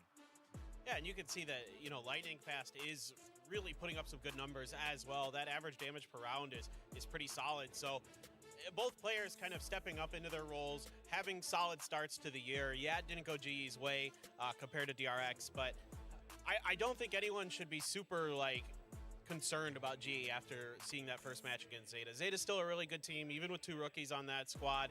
We know what they're capable of. They won LCQ in Pacific last year. Certainly with GE kind of completely changing most of their roster and everything, yeah, it's going to take a little bit more time, but definitely progression, and that's what you need to see after kickoff. Absolutely. Both of these teams have progressed, and yes, is this so different than last year when we saw Global Esports facing against DRX? We still have question marks about this. It's not a sure win for DRX, who was nearly undefeatable early on in Pacific last year. And now we're looking at the data only from kickoff between these two teams. Well, I think, it should be really interesting. It's, I think, a decently favorable map pool here for DRX. They've been perma-banning Icebox so far. Well, the one time, I guess perma-ban is that's a bit. It's a bit early to be saying that, but they banned Icebox, so that seems to be if they're the DRX that we know and love, they're just going to keep banning the same map the whole split anyway. So probably going to ban Icebox, which is GE's map that they won over Zeta. Yeah, and I guess the other question is, do we see the Lotus coming out again? Do Global Esports, give them the benefit of the doubt and say, okay, well, they're pretty good on this map now. and try to take it away. It's going to be another one of those maps that we will have to see, especially as one of the maps that Global Esports has banned out a lot so far. I mean, Paper Thin, you also bring up a good point that maybe DRX just follows DRX things and continues to pick and ban the same maps, use similar comps. Maybe this is what they need to change up. And now we're going to go into our map ban picks here. We got Coach CHUMMI and Coach Spin. Kind of curious if Sunset's going to come through again. Looked pretty solid overall for DRX. So look at this. CHUMMI is not wearing a suit jacket. Mark this day on your calendars. Yeah. He's here to it's play. happening. Yeah. Just looks. I never thought I'd see the day. It just looks, you know, I don't know. It's not what you would expect. This is awkward now. I don't know how to feel. Exactly. Yeah. It's like a glitch in the Matrix. I can see his elbows now. What? Oh, there's that icebox fan. Yep. Okay, so Ascent. Okay, so GE, you know, kept it close with Zeta on this map, but that's pretty interesting that they're going to want to lean into this again to try to go up against DRX. Who's look, nobody's like blowing everybody away on Ascent in Pacific, but I'm curious. Yeah, they choose the attacker side, and then DRX are going to go back to Lotus as the ban was bind from Global Esports. We saw they were pretty strong on this map against Team Secret, and they're going to give it another go on this one. So not too surprising there either. Yeah, and I'm not shocked that you get rid of Sunset here. You saw what DRX is capable of on it. You don't really want to mess around with it. DRX doesn't want to deal with Split either, and it's going to be Breeze. It's that last map. Really interesting one. You don't get to see it all the time with these two teams, so pretty curious if we can get there. Ascent is an interesting pick for this first map, and it's by Global Esports. This was map 3 that they played against Zeta the other day, and they lost, but it was close until something went wrong with Global Esports, and it's almost like they're kicking themselves and they just want to redo, because they had that potential. They had that potential to win that match against Zeta, so maybe they're thinking, you know, look, we need to fix that mistake last time on Ascent. And the last time DRX played, it was in kickoff against Talon, and that was a classic comp, and they did end up winning. So yeah, like they're good at the map. Like it's a map that we've seen them so many times throughout the years play. It's just the real question to me is it just going to be the standard comp that we always see with DRX on that map? Are they going to try something a little crazy again? You know, in the past, of course, you know, triple initiator and things like that. But that's a long time ago. Doesn't seem to be the DRX. The modern DRX doesn't really do that kind of stuff. yeah, so as you can see here, You're it's a excited for very your matchup, right? Like mirror matchup with Yeah. the comp that we all know, the Ascent comp. It's the Ascent comp, right? I mean, it's an old map. The teams have kind of figured it out. Unless they really want to do something crazy, as Paper Thin was talking about, you don't really, you're not pressured into really doing anything crazy. But I do want to say that for Global Esports, this is going to be incredibly important because, you know, you got to get it started off strong on your map pick. You leave the Ascent, you go for it here as the first map, and maybe they're the ones to kind of mix it up, or maybe, you know, as you mentioned before, Victoria, maybe they just want to go back and kind of get revenge for losing on this one, where they felt like they were in a good spot. And I mean, we're just gonna have to wait and see how they do look on this one against DRX, who are coming off a hot win up against Team Secret. Yeah, that's right. And in fact, it's so interesting now because during that DRX Team Secret match, a few of us actually had predicted Team most Secret. of us. Yeah. And we saw the performance today. We saw their performance 2 days ago. I think this is, I don't know if it's just Team Secret or if it's DRX stepping up, some combination of both. Yeah, it has to be a little bit of both. I mean, I think all of us were more of the what Team Secret showed us at the end of kickoff looked really damn good. So we were banking on them to improve on that during their time off. Not necessarily that DRX had slid. It didn't help DRX that, you know, Flashback had an issue and had to leave the team for a brief period of time. And you have to bring in Bane with literally just a couple days of practice. That plays a part in it, of course, as well. But you got to credit the DRX coaching staff. I mean, I think they get a lot of flack online that, frankly, I don't think they deserve. I think they're pretty darn good. They do a good job, especially with new players, getting them integrated into rosters. Yeah, sometimes it's up and down, and Yeah, you want to see them do better at international events. I get it, I do too. But they're still a really good team, and they still have really good fundamentals. They do need some time to rebuild, and like you mentioned with Bane, only a couple days ago, he was just, or maybe a week, 2 max, that he was inserted into this team, and that could come into play. Even though they did well the other day, this could come well into play here against Global Esports. With that, we are going to go to our second series of today, DRX at Global Esports. Let's go over to our casters, Achilleos and William. All right, thank you guys very much for setting the stage for us here, going into the second series of the day already. Kicking things off, a 3-mapper. Will we get that one in this series? I do not know, but I hope so. Yeah, I mean, we'll see, because obviously DRX, a great showing, as Des talked about, coming out, but the question marks are still there, right? Obviously, Bane having to come in last minute, it could work both ways, but it definitely can be a double-edged sword, especially when you go to maps like Ascent, right, that are just age-old, and you really have to have everything drilled in. Whereas GE, I mean, if you're picking Ascent voluntarily against DRX, surely you feel like you've actually had a lot to learn from that match against Zeta Division. You want to clean that up a little bit more and see how much you can prove. Yeah, I think one of the big things that I want to see from GE coming into this is a bit more assistance alongside Polvi, because we know that this guy has the firepower. He has the ability to go in and just shake things up. But what we were seeing a lot from them versus Zeta was him just kind of going in by himself, unassisted, no flashes, no nothing really to try to back him up. I think that if you just simply start giving him some more tools to work around with, to really empower him, that is where you can see Polvi start to take over. But obviously for Global, the odds are stacked against them. The desk talking about it. DRX with the iterations that we've seen here, the changes in the team, they have always remained a constant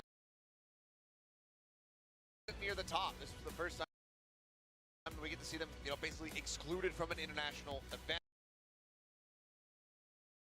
And, having spoken to the team,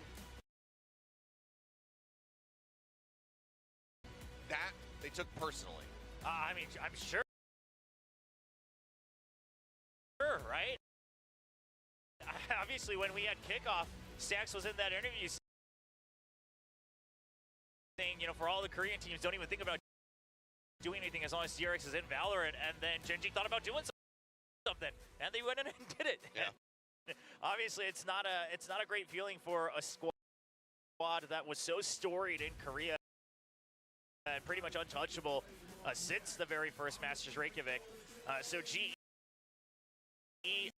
again, they're gonna have to battle against Titans, but of course, GE squad full of a lot of veterans, so they've met each other before in various capacities. We'll have to see what they've gathered, because here was what I took away from their opening match against Zeta Division. While sure, Zeta came out even stronger, GE, first of all, looked a lot more organized than they did at kickoff. They were at least able to prove to us what they wanted to do, what the ideas were. Again, maybe a little bit of that execution, like you mentioned, especially in terms of setting up their star duelist Polvi. We'll see if that comes into play. And I was talking, of course, I always run into Ken. Yeah, he seems to seek me out, but saying, last year, one of the toughest matches that we had was against Global. True. We're not taking any chances coming into this. I was like, well, it is a very different looking team, but it's good to have that approach, to have that mindset. They'll be taking a couple extra moments here on stage in the huddle. Make sure that everybody is prepped up, vibed up, and ready to go. Yeah, and you mentioned the setup for Polvi, but I think it goes both ways. I think also important for Polvi to kind of recognize what the tempo for the rest of the team is, right? Sure. Even if you think it's the right call, if the comms aren't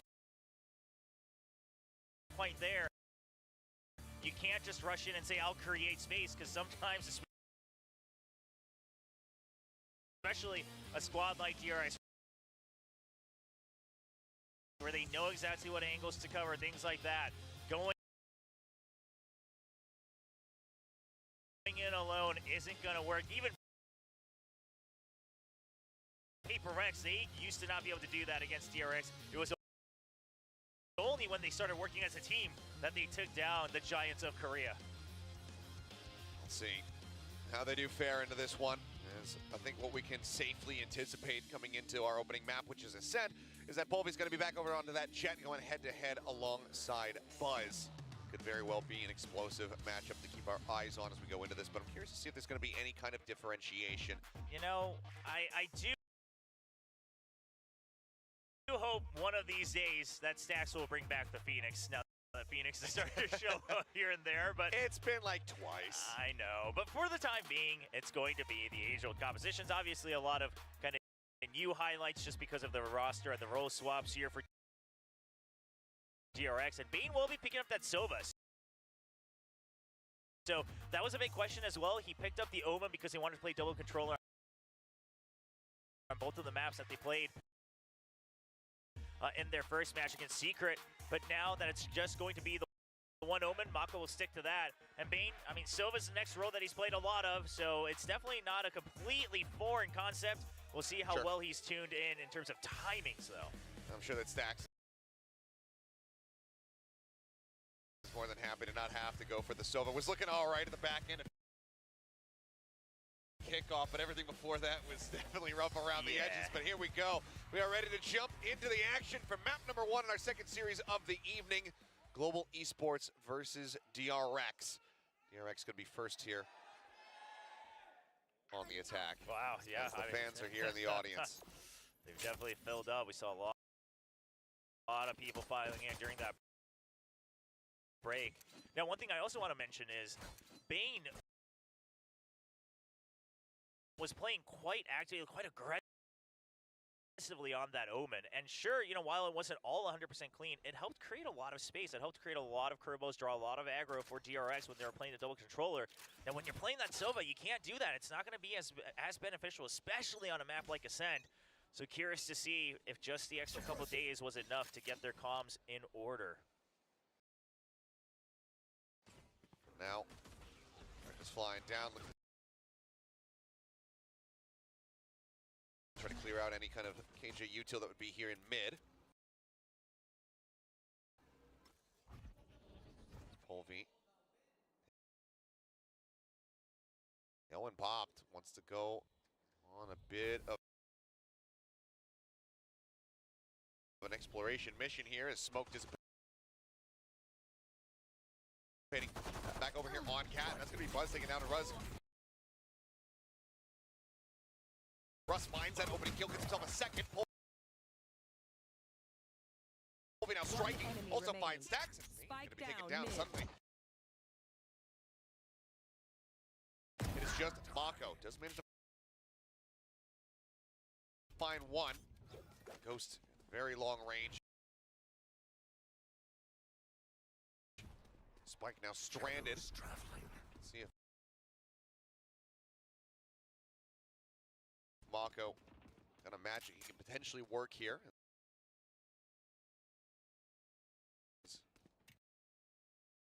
Does just only have that one paranoia right now as far as util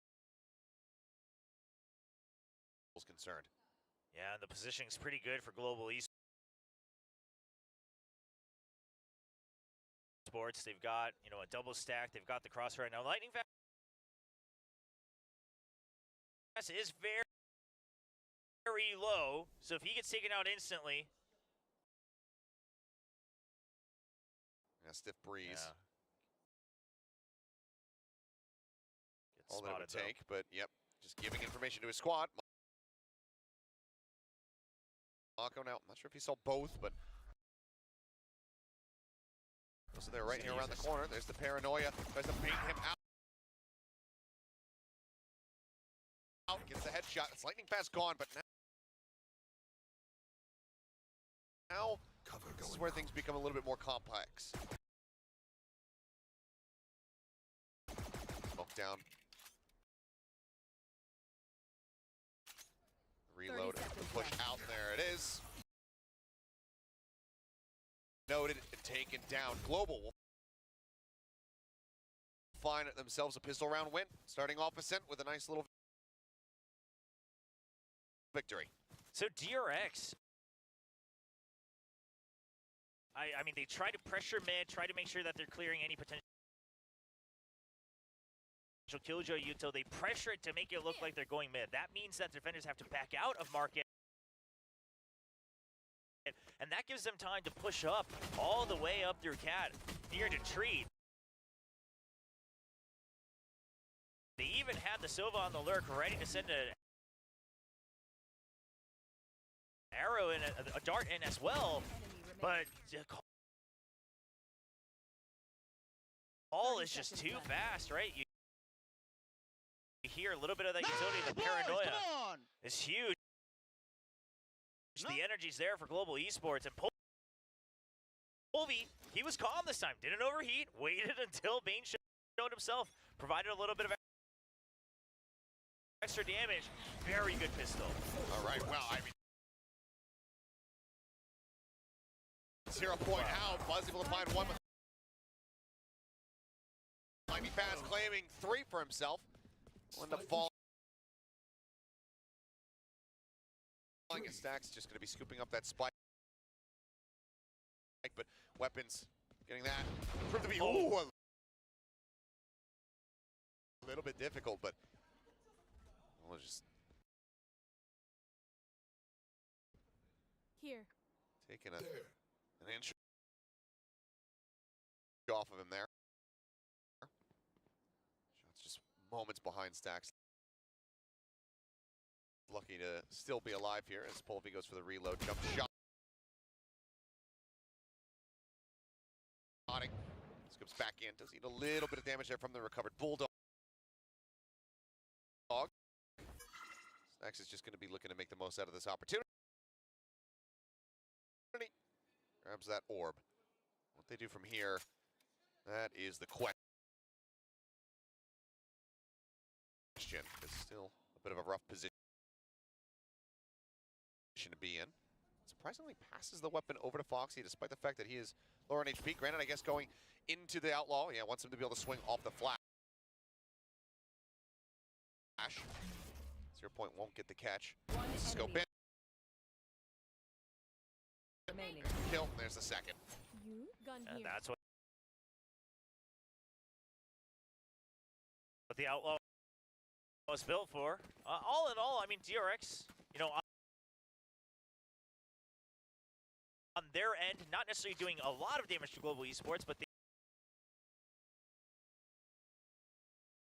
they were able to take away a couple things, right? A couple kills. You get the ult point as well for Stacks, trying to get close halfway there for the null command. So considering the round, not the end of the world, but Global Esports, the aggression that they have in mind, going for these hard reads off the bat. The round start, it's good for now, but again, you cannot go through a full map of Ascent with just plays like that. You have to start getting ready for those mid-round calls. When we go to the bonus, let's see what Global can get done for themselves as lightning fast. Stinger in hand on a very far forward push. Russ there to try to back him up and spray across. That's 2 kills found. Buzz and Mako both taken down. Looking for a little bit more. Stacks gonna eat some damage there and doesn't offer that much else up in reply. Lightning Fast gonna be there at 85. this is kind of disastrous already for DRX, to be quite frank. Oh, yeah. I mean, you don't really have any control of the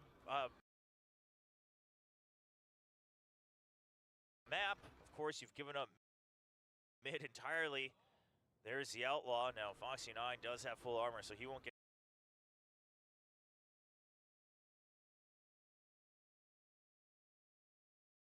passage at times. They even had things like the Huntress Fury coming online with the kill.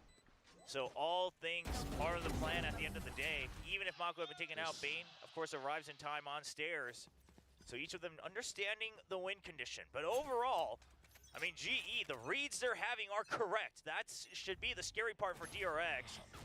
A couple more of these, and this could be, again, similar to that split that these teams faced off on last year, where it went to just so many overtimes. Flash in. Russ.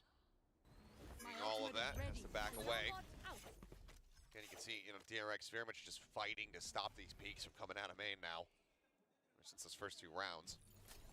Lockdown at the ready. Yeah, B's been cleared out with the drone, so they know that the ult door was taken. Should be wary of the lockdown, so starting to empty the site. I like that they're trying to pinch onto mid. Polvy dead, Buzz.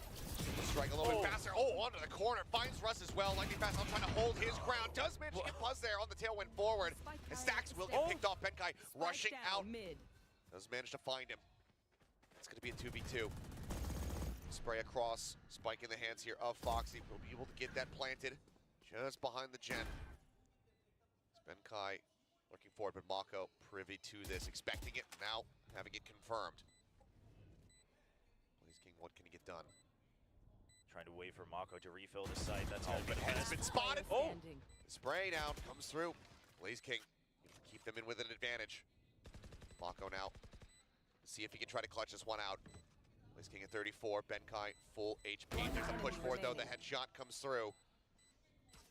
Mako just standing tall. Oh! Snappy with the follow-up. A clutch here again from Mako. 4-2 now as DRX starts stretching a lead. You know what you see, though, at the end of that round, is this is the power that players like Mako have, is the opponents start to play scared. They know the clutch is such a real possibility. It's a 2v1, and sure, one of you is low health, but you just send the full health guy to try to clear everything first. I mean, I get it. I get exactly what's going through their head, but that's just what happens when you've got a player like Mako who's able to clutch up any situation. They start to play into his hands just a little bit. Feels like it's been a while since we've had this. Yes. Mako.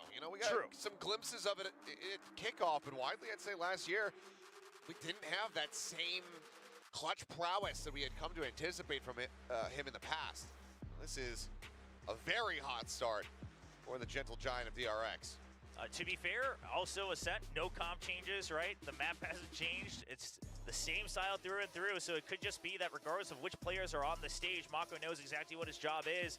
It's a comfort zone for him at this point. As the Des talked about, very still awkward to see CHUMMI in a jersey. Yeah, I can only assume that he spilled coffee or something on his clothes. Oh, or the dry cleaning wasn't ready, something like that. Could be, could be. Either way. Although CHUMMI feels like the guy who would have like 10 of the same suit jackets and shirts lined up. Yeah. Oh, which one do I go today? Beige or cream? Well, GE, again, the round-around reads have been fairly good. Just, here. The last 2%, 5% on the execution making the difference here. Once again, early mid control. Now a little bit greedy on this one, but they've already taken their positions. That's the good news. Russ sat ready. Play anti-flash. Now turns his sights back over here towards tiles. Does he decide to strike? Oh, Polvy's the bait. Polvy's the bait. Does he get the transfer? Yes, he does. Russ able to find 2, but Mako and Foxy9 find one apiece as well. Now Stacks wins out the fight versus Benkai. Like you said, the reads looking good overall here for the side of Global. There was a solid game plan here, but as the counter swings in from the Omen and the Killjoy here from DRX. It's a bit too good. Blaze King now, 200 credits. The noted in hand. He's just going to be keeping it that way. Sat back now on the B site. We'll wait for that spike to go off. The other thing to consider here is the fact that all of the good reads that they've had, the solution has been kind of these curveball plays, right? The bit of aggression, kind of these trap plays where as best as you can get them here on Ascent with the compositions that you have. And at this point, DRX, they're building a tolerance towards it. And of course, this is a team that is used to playing against things like that and knowing how to overcome it with basic fundamentals. We're starting to see the consistency come through for DRX. So I would love to see GE have a little bit more depth because, again, the reads are good. The game plan overall in the right direction, but maybe just a bit more variation. That's what could bring them home a couple more rounds here in the first half. Now up by 3, DRX. Looking to start running away with this one. Global Esports, something else to try to slow this down. The attempts are good, the ideas are there. Execution just been slightly lacking, like you said. I think building up a tolerance is one of the best ways that you could describe it here for DRX. Step by step, getting an idea of what GE's priorities are round over round. Now another no command in the pocket for Stax. So this is a round where, again, they can play it slowly, check every corner, and then once they're ready to go, pop that KO ultimate. Oh. A little whoopsie on the shock dart from Bane. It's Blaze King. No ambiguity here. Just trying to push him away from here. Volby dash at the ready, got the reveal on the one, swings out. Gets some decent damage across it. Bane down to 35. Oh, Russ! Nearly caught out in the open. That could have been catastrophic. Still has an immense amount of util to try to offer up, and even a null command, should they be able to find some kind of pick, get a recovered weapon, and think that they can win out the round from there. He does stay alive for the time being. Wraps all the way back around and towards mid as Polvi. Just pivoting back and forth, watching main, watching towards tree, but there's the pull. Pitch ready. Mako, turn, finds one, looks for the other. Polvi with a nice headshot is going to be able to take him down, and he will recover that weapon. Blaze King sat here in the sight, does find one, gets the dink across. He's 3 HP remaining here on this Sova. Seconds left. Can they risk trying to get the res? Looks like they are going to do it. Bane pick him up. Buzz, knowing that Polvi was going to be grabbing that Vandal, just watches for it, takes him down. Benkai now, last man standing, versus 4 with a Stinger in hand to see if he can do any damage. It's going to be a rough one, but if he can get the kill onto Bane or Foxy9, get the rifle, that'd be the best start.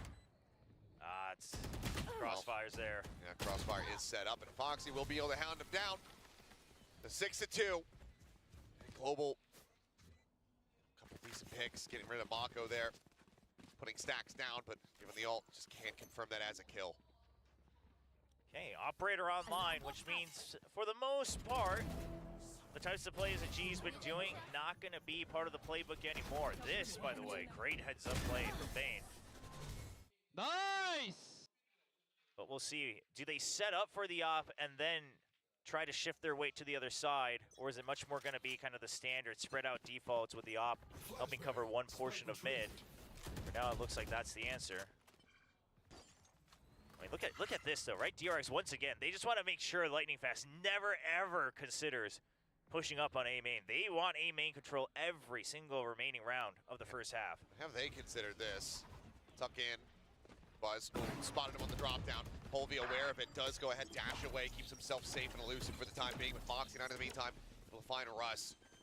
Finish. Still just holding down, making sure that Benkai cannot try to push out of B main. The buy committed, but DRX in such an entrenched position. It's one of those tough moments where they may just have to make the call to go for the save early. But look at this, Foxy says no saving for you.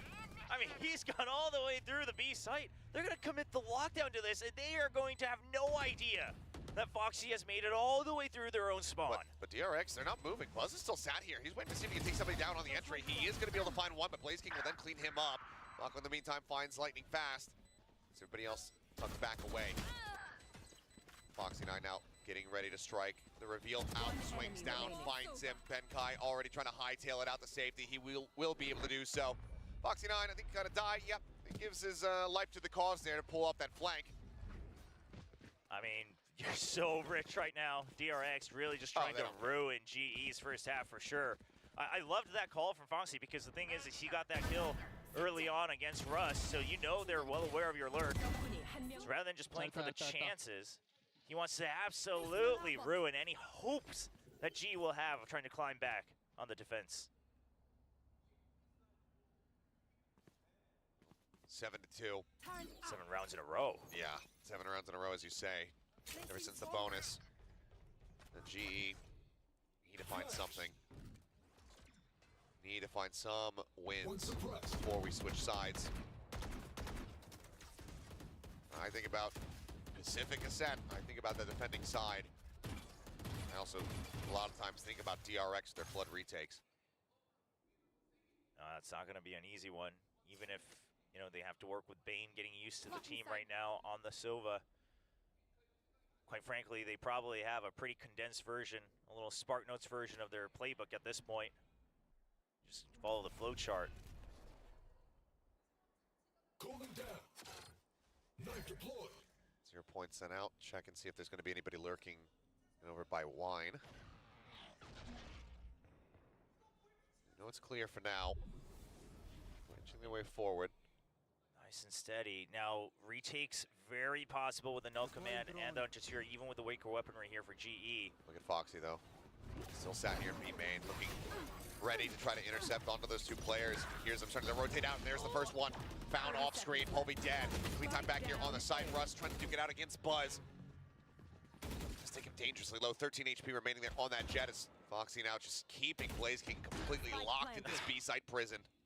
I mean, you want to help your friend? You want to go to the A site? I don't think so. You gotta feel for Blaze King, man. That is, oh, this is just the worst. Okay, well, he will be able to scare Foxy off now. I mean, sure, but it's just, it's so much time bought, and Blaze King doesn't want to carry that Singer forward. Exactly.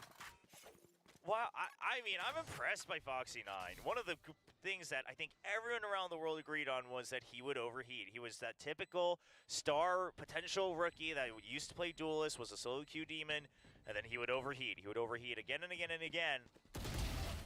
Ever since he's become this kind of steady sentinel, not only does he not overheat, but he's gotten even craftier.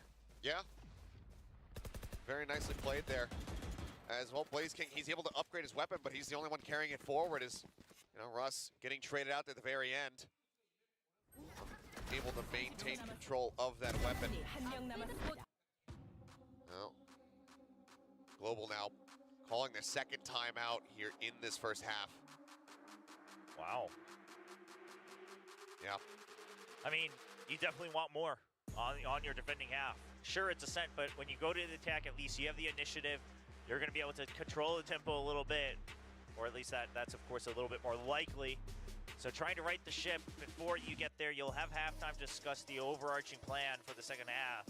If you can get to 4-8, not all hope is lost, but anything less than that on Ascent starts to feel like absolute miracle territory.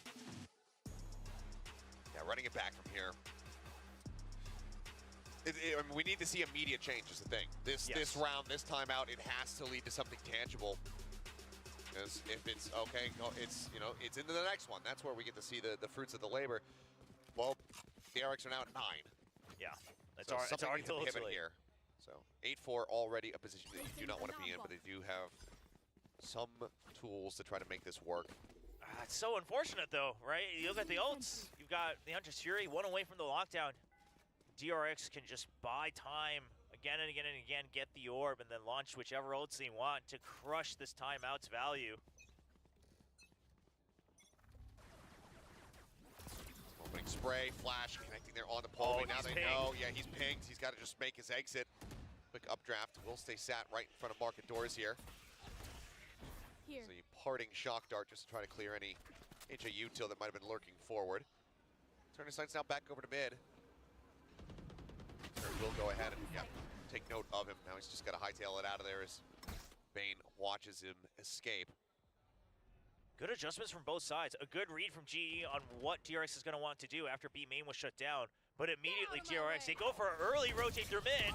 Oh, well, Russ able to turn away from that one, able to find a second kill. Buzz and Stacks take it down. Bane finds that one, but Foxy pushing forward. Knowing lightning fast position. You should run. Let's take him out. His lockdown now going to be invested. Spike planted. No health here on Bane, but so much space bought by this ult as well as time. Mako, a rare look with him having an Odin in his hands. Just gonna stay tucked here at Hell. Oh no, he's gonna become an Odin user. He's gonna feel the thrill, man. Dart out, repositions. Paranoia now sent. There comes the spray. Oh boy. Yep, it's immediately rewarded for it. 30 bullets remaining. I mean, even the op just to try to fish him out of here, but it's just impossible. The global, they'll be sent packing once again, as DRX will now move up to 9. Yeah, again, the immediate reactions. The calls from Russ are pretty good, I have to admit, right? You shut them down on B, you're still holding it with the op. Polvi tries to retake control of it, so now you smoke off mid, you drone it, you reposition Polvi towards mid. They drone it, but you still think that you're able to slow it down, and that's when DRX throws a curveball. Sure, you shut down the initial part of it, but then Foxy 9, the late delayed push from main, and we saw it in the back of that screen. Mako still shrouded stepping in as well, just to be able to trade should things go awry. There's just too many layers to DRX right now. This is how you know that Mako's an honest person. He closed things out with that Odin, didn't take it forward. Not carrying it forward into the next round. Says, okay, this is just the best tool for the opportunity that I have right now, but I'm not that kind of gamer. You know, one day he'll see the light. That's the darkness. You are the Sith, whispering into his ear. Goes on the entry, though, turns back, finds lightning fast, swings back Jen. Benkai in Hell is able to find one. Russ with a great approach, though, swings out. Benkai getting one, he gets the other. It's looking like a decent chance now at that 9-3 half here for Global. Benkai at 5 HP, but just Foxy and Bane now remaining. All the veterans have been eliminated. Thrown to check, Benkai spotted. Try to see if they can flush him out. Shock Dart would certainly do the trick. Yeah, they're thinking about it. Wants to figure out which lineup to use here. They kind of whiff on it though, but it's going to be the Nano Swarm actually that does take him down. Still, a 2v3 with an operator on the opposite side, as well as that Odin up in heaven. They're inching closer and closer, getting ready for the peak. There's the flash. The setup is good. Bane now with everything to do, with no tools with which to do it. A double stack Odin op on heaven with Russ down in front. It's just not quite possible. Will get taken down. Global finally able to break that win streak here in the very last round of the half, but 9-3. The RX are in firm control here on Ascent. 9 rounds in a row since DRX bought rifles. I mean, that is just insane, no matter what you think about the relative strength of each team. So all the credit to DRX, especially once again, considering that the initial reads from GE seemed really solid. A lot of teams would fold under that, right? You start to think that you're getting red, they're always prepared for you. Starts to shake things up, but not DRX. I mean, for one, they've played on this map so many times. They are the protagonists of so many impossible map wins on Ascent, going back and forth. So, oh yeah, I mean, you think about 2022 champs alone. Yes. The number of overtime performances there. Yeah, I mean, everyone in Korea on the verge of having a heart attack during that event. But it wasn't just those of us in Korea, my friend. There was palpitations in Istanbul that evening. I'm sure. Well, it's been a while since we've seen that. A dab, yeah. Lots of fans here. I'm sure a lot of fans also kind of just happy to see a rejuvenated DRX despite the circumstances. Yeah, I mean, I think they certainly had caught a lot of people off guard with the way that they were looking. The fans very much still rallied up there in the audience. Just considering the changes, you know, flashback this young, incredible-looking prospect, not being able to play for, you know, we don't really know how long. But Bane, I mean, he's doing exactly what he needs to for this team to be able to play to their comfort, and I think that's the most he could have hoped for now. Bane will still have plenty more chances for him to shine all the way through. I mean, once again, you have to remember, if you haven't been following, Bane was the original guy that DRX said, this is one of the people that we want to grow to be the future of DRX Valorant. He was on the OG training squad. Now finally given his chance on the big stage. Oh, the flash recon timing is looking good, but Benkai. Fight was good covering fire there as Polvi will be able to take out Foxy 9. Bane a little bit of whippy, trying to tuck back inside of the smoke, get himself around the corner, but cannot do so. Let's end up falling. Benkai with 2 here in this pistol round. It seems like Global may just be carrying forward the success of the squad from last year when it comes down to pistols. They look for that 2-0. Snacks now rotating back around, Ghost in hand, smoke blooms, clears out on the dart, pushes in, gets the dink, but cannot confirm the kill. Plenty of damage dealt, but Polvi pushing forward in mid will intercept Mako before he can activate his clutch powers. And that will be Global picking up a second pistol round win for themselves, rather. Yeah, like you said, all things as they should be. GE winning the pistols. DRX still in the lead on Ascent. But we'll see. I mean, GE last time, they obviously smooth sailing up through the anti-eco and then 9 rounds in a row. See if they can do it. The trading, you know, the comms seem to be on point that time at mid. Polvi able to kind of hide out and trust his teammates to cover enough time for him to re-peak. No investment here from DRX. Never really a team that tries to go for any kind of forced buys. As Buzz does try to take some very aggressive early space. It's punished for it. Yeah, very small amount of damage there on the Lightning Fast, who's still going to be sitting pretty there outside of A. Polvi with that outlaw, able to take it down to Bane. So already key advantages found here as looks like the call is just made to say like, okay, let's rush him down, see if we can get any value here. Reload from Foxy, 9 tucks back around the corners, trying to get these right clicks woven in. Had he been able to connect on the Lightning Fast, they may have been able to find themselves a second kill, but that's going to be Global. Picking up 2 in a row once more. But this is where things started going wrong for them in the opening half. The rifle purchase here for DRX. Yep, and it's once again going to be all full armor, so that Outlaw not going to have as much value. Obviously, still going to be good if you get the headshots. We'll see if he's able to do that. Now on the attacking side, sometimes it's going to be up to Polvi to get those peaks. See what the call's going to be, but right now, 3-2 split. Scanning ahead. Benkai and Polvi off over near B lobby. Smoke down, taking a peek in towards tree. Nothing really going to be spotted though. Polvi looking like he's still going to try to lead the charge with that outlaw in hand. Drone in the meantime coming through. Mako just back really quickly, clearing that one out. Sends down the smoke to try to get some delay. His fragment will land there. Forces him off the angle for the time being. Yeah, the paranoia a little bit early. It didn't allow them to get all the way through tree. The window is broken. Have to use that like a shotgun if you want to try to find value, but as he tries to swing in, Buzz will get on top of him. So finds those 2 kills.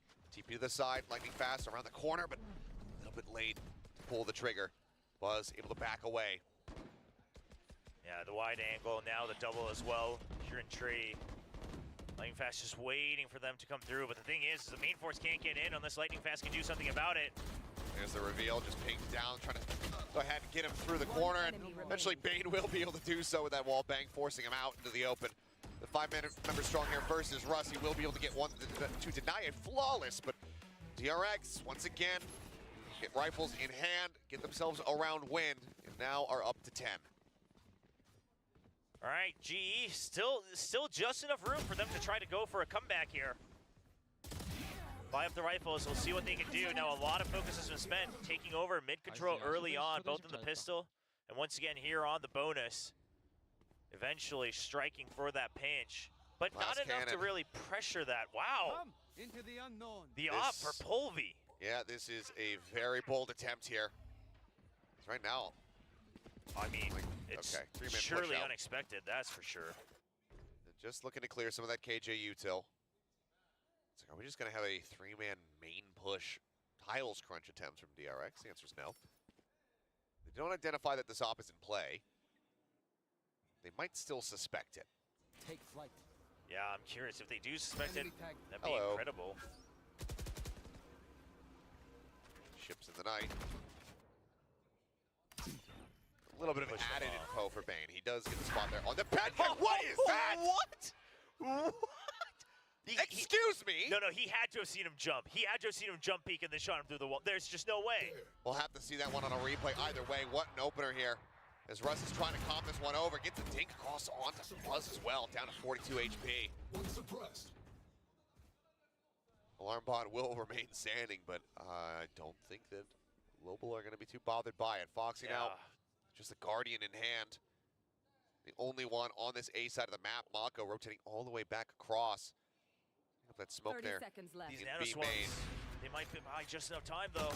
Clear out there on that. Even the nanoswarm's not going to come into play now. Volvi able to find the shot. Foxy 9 going to be taken out. Scanning ahead. Global in such a good position where DRX now make the call that they're going to have to just hold on to these weapons. Everybody getting tucked back here in B site. Benkai spreading across, I think. Spotted, but they're just like, just don't do anything. Yeah, I mean... Let's hold on to the weapons. Don't shoot at them. Yeah, DRX just happy to let that pass by if you're not going to hit the first shot. And Benkai probably at a certain point will be scratching his head because it just doesn't make sense that he hasn't run into him yet. But all in all, definitely a desperate round win that GE wanted. A flawless, like you said. And the op really paying off. I mean, again, even if he did spot the jump, I have an to see that incredible back. shot. That's just nutty. For some reason, I'm like, I feel like it was just a read. Could have been. It feels impossible for it to just have been a read. I mean, it's a very... The thing is you hit the op for so long, right? Yeah. So I can't imagine that it's a blind shot. But hopefully we get it in the replay. Either way, a very impressive opener that allows GE to stay on the board and keep the operator. Now that DRX knows the element of surprise, the tempo, it's not really going to catch them off guard too much, but... Oh, no way! What? I mean, okay, he saw him jump, but he just wasn't- fully expected that he was going to continue strafing. fucking slapped. Oh, man. I mean, yeah, like you said, it's not like he was scoped in and he just goes for the flick. He just remembers where the jump was. And these are the moments that the fans of Volvi have been clamoring for. You know that the talent is there. That is nasty. Buzz now trying to keep himself covered. He's able to find one. Russ quick to trade it back. Silva for a jet. Volvi still in play. Op still in hand. Tailwind going to be expiring though. Mobility cut down. And it's Foxy looking to take some forward space here in B. Doesn't need to greet it too much. He's got his util to fall back on. So for now, just having an off angle, given the timing, but surely at a certain point, I expect I don't him think to go Stax back. is not going to do it again, Volvi. He's watching and waiting for it. The thing is GE hasn't cleared the alarm bot. They saw it that last round. They never really cleared it. So they'll have to pressure that if they want to force someone to watch for mid. Bane with a drone. Doesn't get the hit there. He spots out one. Is Russ wary about a potential aggro push out towards Gelato here. But Monaco, for now, just playing this patiently, still tucked away inside of Wine. As there's the creep up, alarm bot spotted, cleared. Benkai 30 seconds left. adding to the chaos and ambiguity here as DRX Only trying to 20 assess seconds. what's happening. But yet, like you say, 23 seconds now remaining in the clock. And they very much suspect Mako's position, and they will be able to drive him out very easily. Right, tree's been cleared out. Double gets tagged, but they filled the site already. Only 12 seconds. 12 seconds, 10 Spike seconds still needing left. to be brought forward. Foxy 9 able to find Benkai. Spike just now getting closer. Odin in play, swing out, op shot gonna go a little bit wide, but lightning fast finds the headshot. planted. Just less than a second to spare.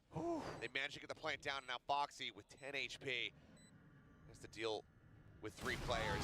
He can't even deal with the first. Volvi will get the headshot. Global Esports, they start running things back. And it all started with this operator. I mean, it sounded like one of the craziest buys we've seen, but it allows him to get into absolute reach. We'll see. It looked like the timer might have stopped. We'll see if it's going to be a timeout. Of course, GE doesn't have any more, so DRX will have to be a little wary of if they want to use it or not, because it gives the opponents an opportunity as well. Let's go, guys! Come on! Here the vibe is getting built up here on the side of Global Esports, but yeah, we do have a timeout called from the DRX camp. CHUMMI and Glow wanting to get involved, seeing how these last couple rounds have been getting away from them, because, I mean, you know, at the start, yeah, it was the beginning of that 9-round streak for them in the first half. This one, they got the bonus, and that's been it. Yeah. Throughout the follow-up 2 rounds, so Global now with a way back into this game, just 3 rounds separating. Now we'll see. My curiosity is what's Global's adjustment right after the timeout? What do you expect their answer is going to be to the attacking operator? Because CRX, they're not one to just hang back with no information. They'll have to get information one way or another. But what is it going to be? Is it going to be something like that tiles crunch? Some form of aggression just to try to shut things down? And then make sure that they erase half of the map. And if that's the case, where does GE expect it to happen? Because right now, obviously, the value not quite there for a full buy. So DRX, if they're going to do it, it's going to be a bit of a hodgepodge version of whatever play. So it won't be this round, but perhaps something they're keeping in the pocket for the next. Hero rifle handed over to Buzz from Foxy, who's just playing pretty much naked, doesn't have anything to work with here. As Polvi will take a bit of damage. There's the tailwind forward. Yeah, he's still looking to take space, and he will be able to find him. Russ and lightning pass over, getting involved. Find Mako, Bane, Buzz all gone. Off the back of that aggression, the opening kick is good, but the follow-up significantly lacking.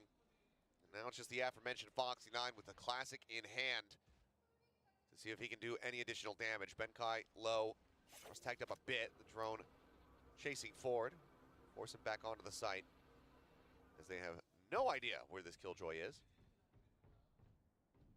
Yeah, but they'll just keep the main forces in mid. If they get spotted here, they can always go around the other way. Now this is give a Vandal. He finds the kill, doesn't take any damage either. I mean, it makes the plant safe, that's for sure. And your creds are fine, that's not the problem. The problem is this just enough that Foxy 9 needed to do something about it this round? Trying to figure out what position he's going to come from. He's trying to jump over top of the turret. I appreciate that effort. Yeah, but do they know that he's already passed it because the turret activated? Not sure if they would have heard the drop for clear. Well, he finds one.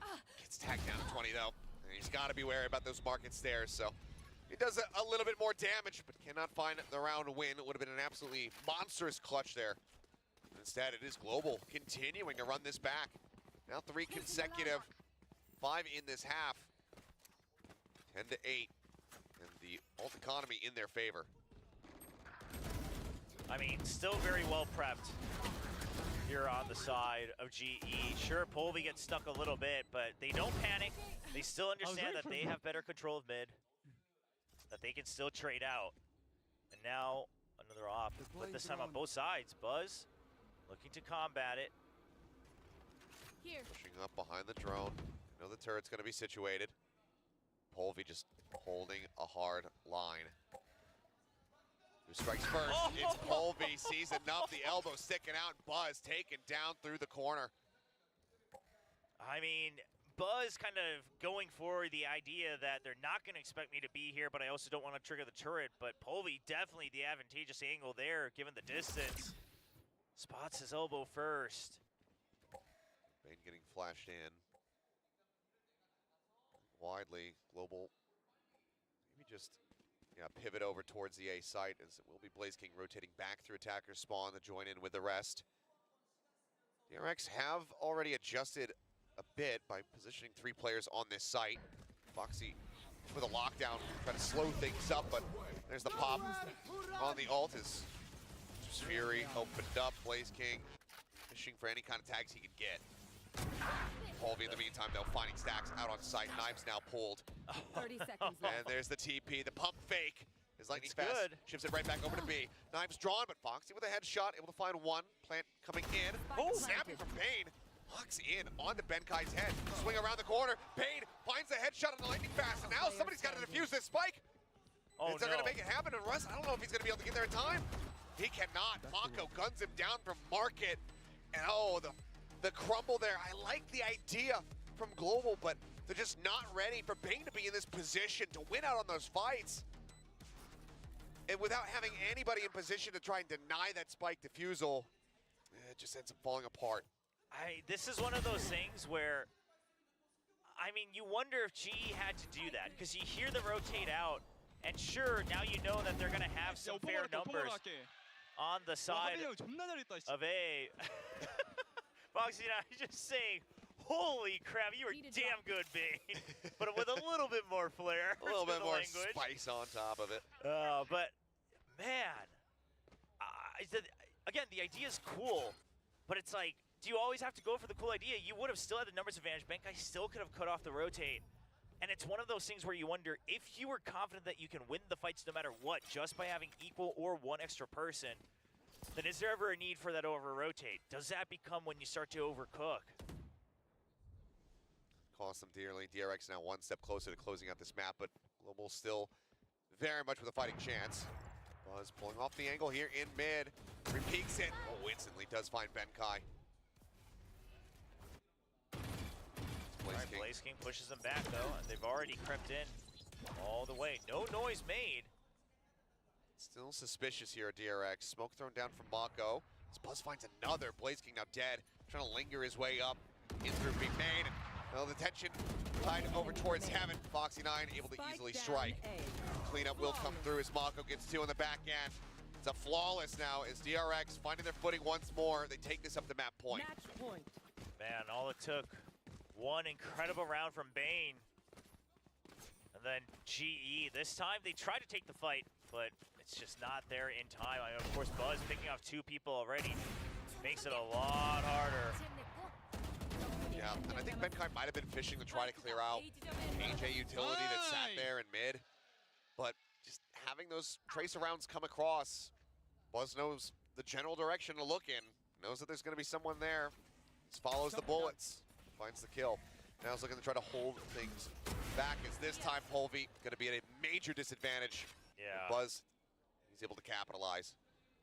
And this time it was kind of the reverse situation. Polvi trying to find the off timing, but the angle advantageous for Buzz. The drone clear immediately in mid to see if there's any reaction.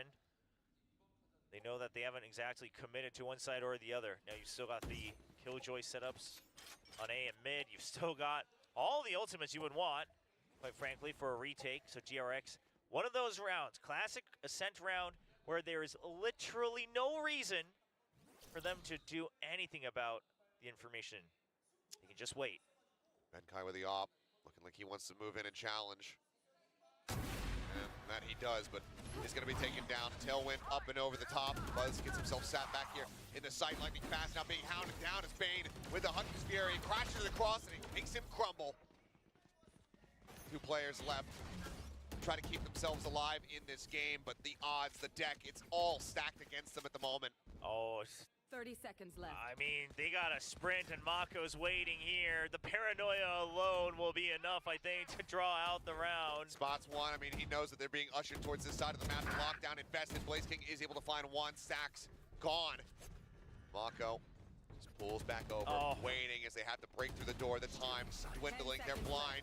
They've got nowhere else to go. A fragment forces him back before the moment. Runs with a headshot, finding one, but it's already over. The spike cannot be planted as the cleanup will come through. DRX pushed around a lot more than I think we might have anticipated. So credit where it is due. Global putting up a hell of a fight there in that second half, but DRX still come out with a win on Ascent. Yeah, I mean, sure, we talk about was it overcooking or not, but at the end of the day, the real truth is if it wasn't for Bane hitting 2, 3 incredibly crispy shots to get there ahead of the entire map, then GE may have gotten ahead.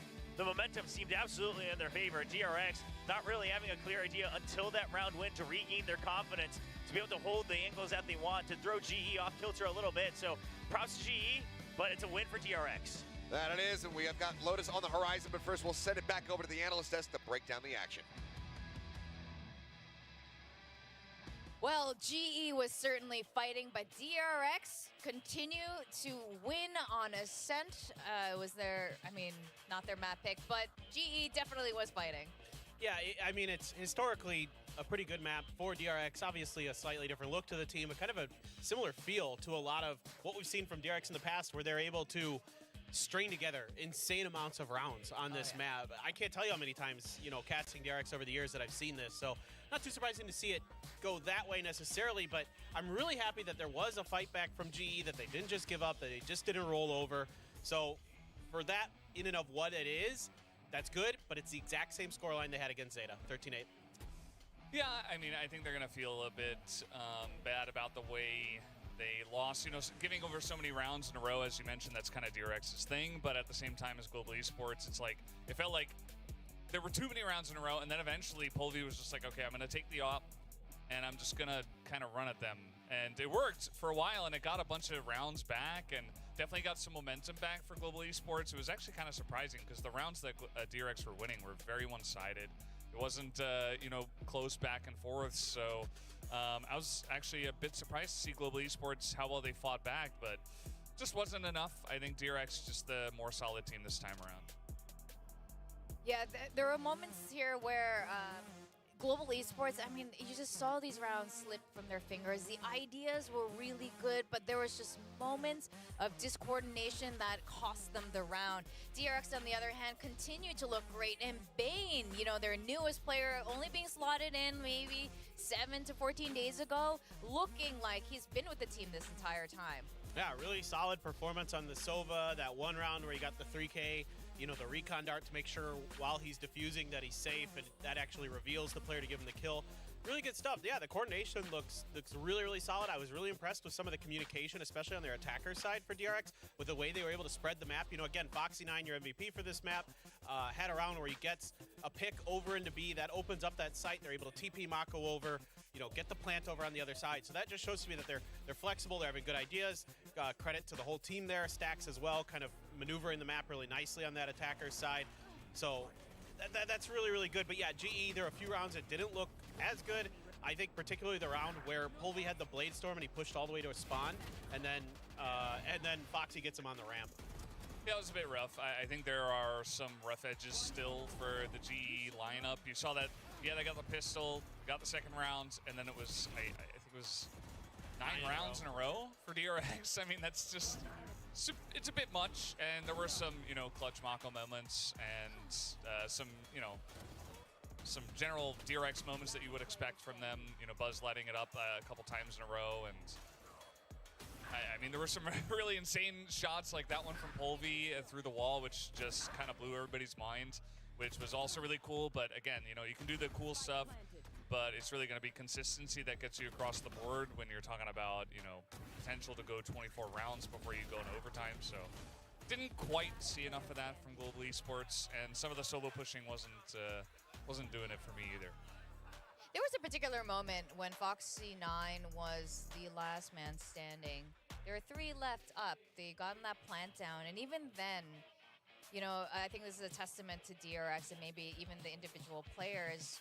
It was very feasible and for Foxy9 to take that 1v3. Yeah, I felt like he could actually win that. I mean, when he gets the gun, right, he kind of tricks the opponent Sova into over-peeking an angle because he dodges the Owl drone, and then he's able to just get a gun, and then all of a sudden you're thinking, he's got an opportunity here because they hadn't planted. They had all this time in the world to plant. Instead, they spent all their time, GE, looking for this last player where they could have planted and then looked and then figured it out. They know they have the numbers advantage. You might as well try to get that plant down and then deal with it after that. That is, like, things like that should, a team like this with these players who are, like, a lot of them have IGL experience, they should have been figured out and should have been dealt with sooner. Yeah, I agree. And hopefully they figure it out in time for Lotus, which is DRX's pick. And you know what? They're pretty good at it. Yeah, DRX are quite good at this map. Achilles was talking about it the other day where at first they were not, and it was banned a lot, but eventually they kind of got some learnings in. They had some good results on it, and eventually they just became pretty strong at it, and kind of the DRX way. You see on the other side that Global Esports banned 3 times. The one time they played it was a 13-3, so not the best results. And just hoping that they have this prepared, because I think especially when you're banning binds, you might expect DRX to pick Lotus. So I think coming into this one, you got to be ready to play DRX on this map. Otherwise, you're just not gonna have a good time. Yeah, definitely not. And looking at these agent compositions here with their double controllers, and if they have that Cypher into, I'd like to see that again, actually.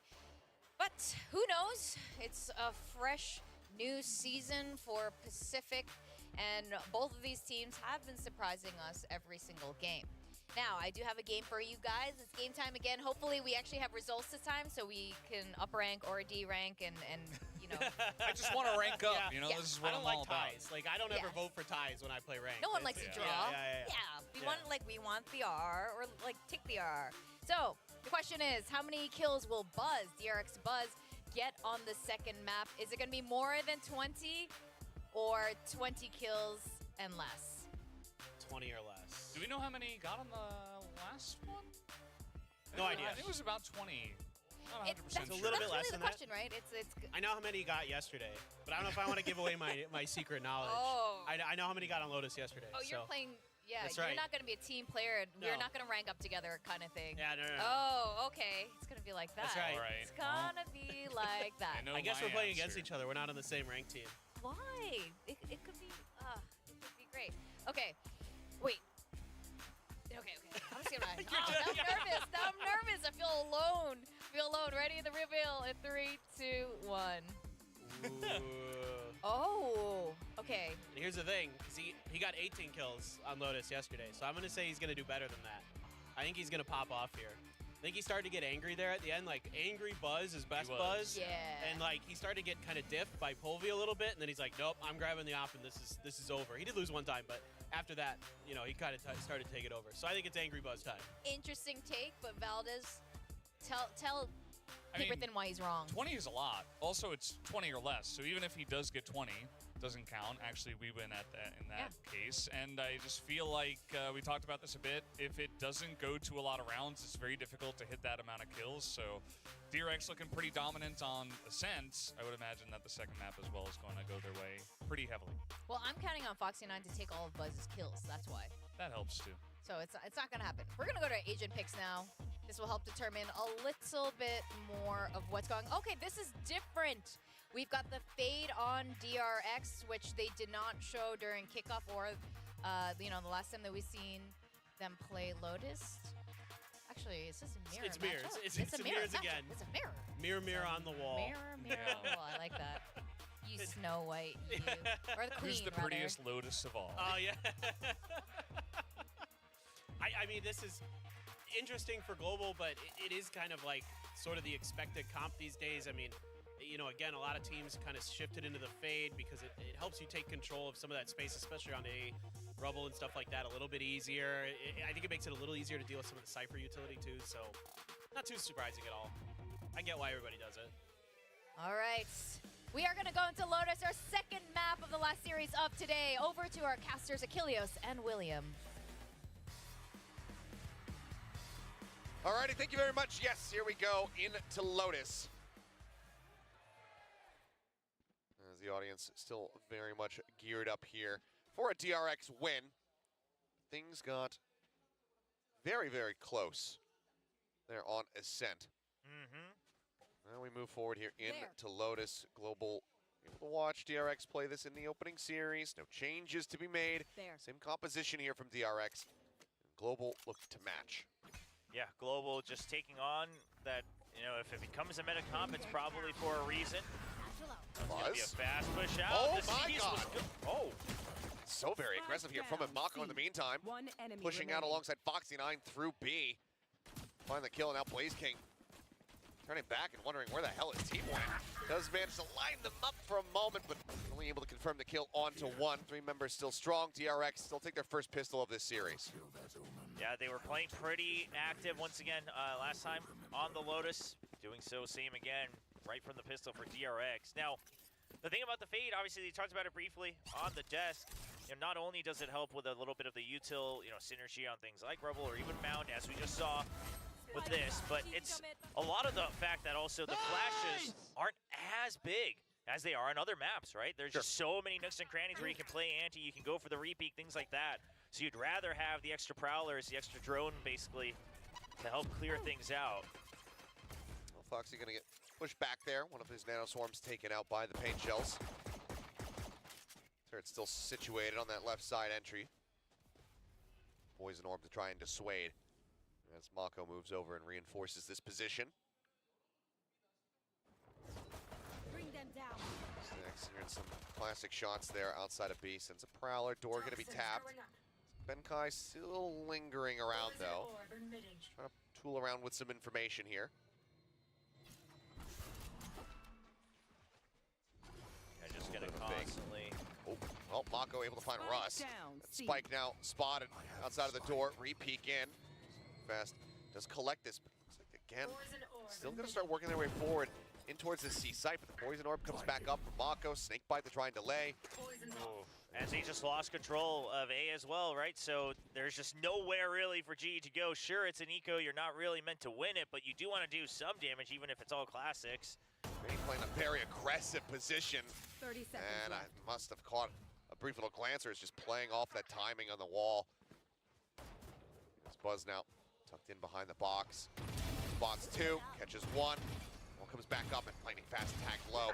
Looking for the readjust. Benkai is able to find one. Finds himself a second elimination with the classics. It's going to be a weapon recovered as they shift their way over in towards B. Decent damage dealt now here by GE as they look to hold for this plan, but will get drawn off of it. And I think might have just missed the timing to be able to close this one out. Instead, will look to try to deal damage. Ultimately will fall, but that being said, the damage again, not too bad. Yeah, I mean, they picked up the Vandal. In some worlds, obviously, taking the Vandal over to the next round also wouldn't have been bad, but they had the opportunity to try to go for the plant. They took it. A little bit extra damage. Drop a Bulldog, drop a Spectre. It's not too shabby. But Bane, it's plays like that we saw even in their match against Team Secret. Just a little bit more heads up, a little bit more process elimination. And Bane also seems to kind of be the vibes guy as well for DRX, even there, you know, just telling everyone it's fine. And he's the newest guy on the team. So you love to see it. I mean, so is Elsis. Exactly. I mean, I'm getting similar vibes though, just because Buzz also posted after their win against Team Secret that, you know, they were just all smiles and laughs, and he seemed to infer that it was thanks to Bane. See if that comes into fruition speaking again. of Bane, another catch there on the Blaze King. Playing fast, wanting to just clear out the turret, but now he's out in the open, and even with just a frenzy up close, Mako will be able to take him down. Another bit of that investment here left on the floor side of Global. And it's Foxy. Thought he was just going to stay planted in that corner. He's like, I will replace my turret. Well, two members down, and it's both of your smokes. This is an uphill battle for GE. Bring them. Oh, and the timing couldn't be more perfect for Stax. Gets the read. You still have the alarm bot as well. It's a little out of range for now, though, so Stax just going to back away as they've decided to double up on C-site. Buzz able to draw some attention over towards Baby Door, finds one on the entry, but they know where Stax is. Paint Shells keep him at arm's length. Let's move on and try and check, and yep, does get a quick tap. Polvy trying to challenge in, and Stax swings right back into that crosshair. Does end up falling, but now Polvy on his lonesome. 8 bullets remaining here. In the mag, pushes out. He'll get taken down. DRX going to be converting this bonus now as they move up 3-0. Lots of, you know, econ lost here for GE.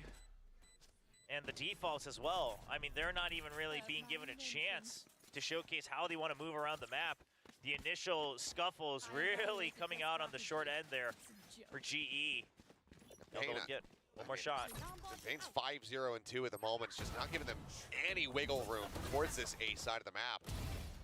And without having that space to work with, freely flow back and forth, makes it a lot easier for the defending team to just really figure out where you're going to end up and what your options are. Now it's going to be a push out again on the C side. C's combo with the showstopper. Good for it, nothing spotted. Polvy in the meantime able to find Mako. As that's just going to be them rotating their way in towards the B site. No idea. Yeah, nothing spotted, and lightning fast playing and carefully playing it patiently is going to be rewarded with 2 kills. Ends up falling. Foxy in the meantime finds Blaze King. Spike now situated there on B. Orb snatched up. Foxy worry about this push from behind. Alarm bot is set up. Polvy now does trigger that one, so has to back away. Foxy 9 now wary of his own flank, but he doesn't really have much of a choice. He's just got to pick and choose. Now it's going to be up to Stax to draw a little bit of that attention. It's just enough. But Foxy somehow gets the entry.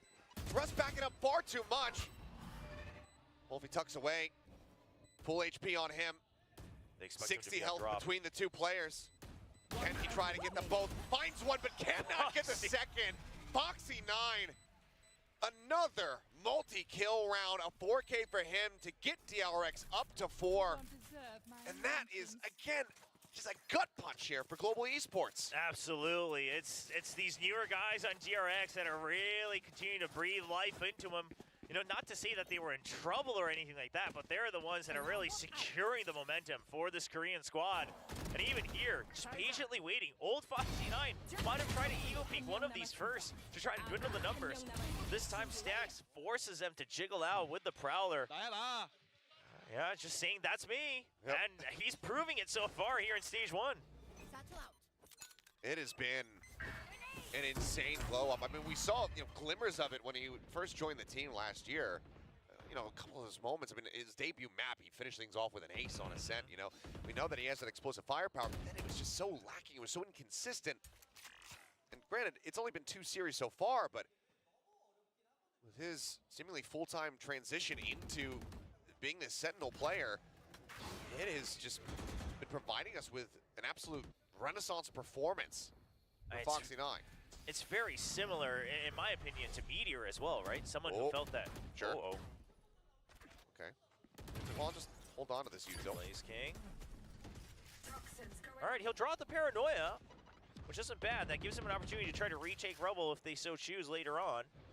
Foxy, in the meantime, waiting to send this out.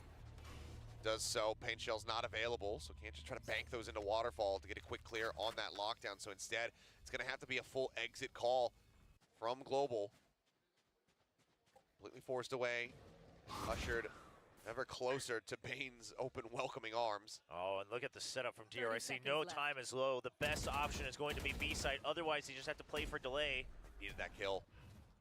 That does draw attention from Mako. He shifts over. Stack's now the one who has to try to hold the line here. Sees the blast pack forward, but Benkai instantly traded that one out. Finds the kill. Buzz able to get him, but Bane gone. Buzz in a very rocky spot, ends up falling as Polvy's able to take him out. Spike gets planted with 7 seconds to spare, and now it's all on Foxy and Mako. The two players that have probably been the most clutch here today for them. But this time in a 2v4. It's going to be a tough one with only 2 people, though. One of the reasons that it's going to be always so much easier to go for the retake here is just the number of entry points that you have. But now process of elimination in favor of Global Esports. Want to try to wait out the smoke, but the time is just working against you, so it looks like ultimately the call will be made to back away. Foxy, the most in danger. We'll just wait to see if anybody tries to come through, hunt him out, but we'll just be able to drift back. So Global here in round 5 will be able to get themselves on the board. And overall, it's a relatively clean round as well for them. There's Benkai lost there.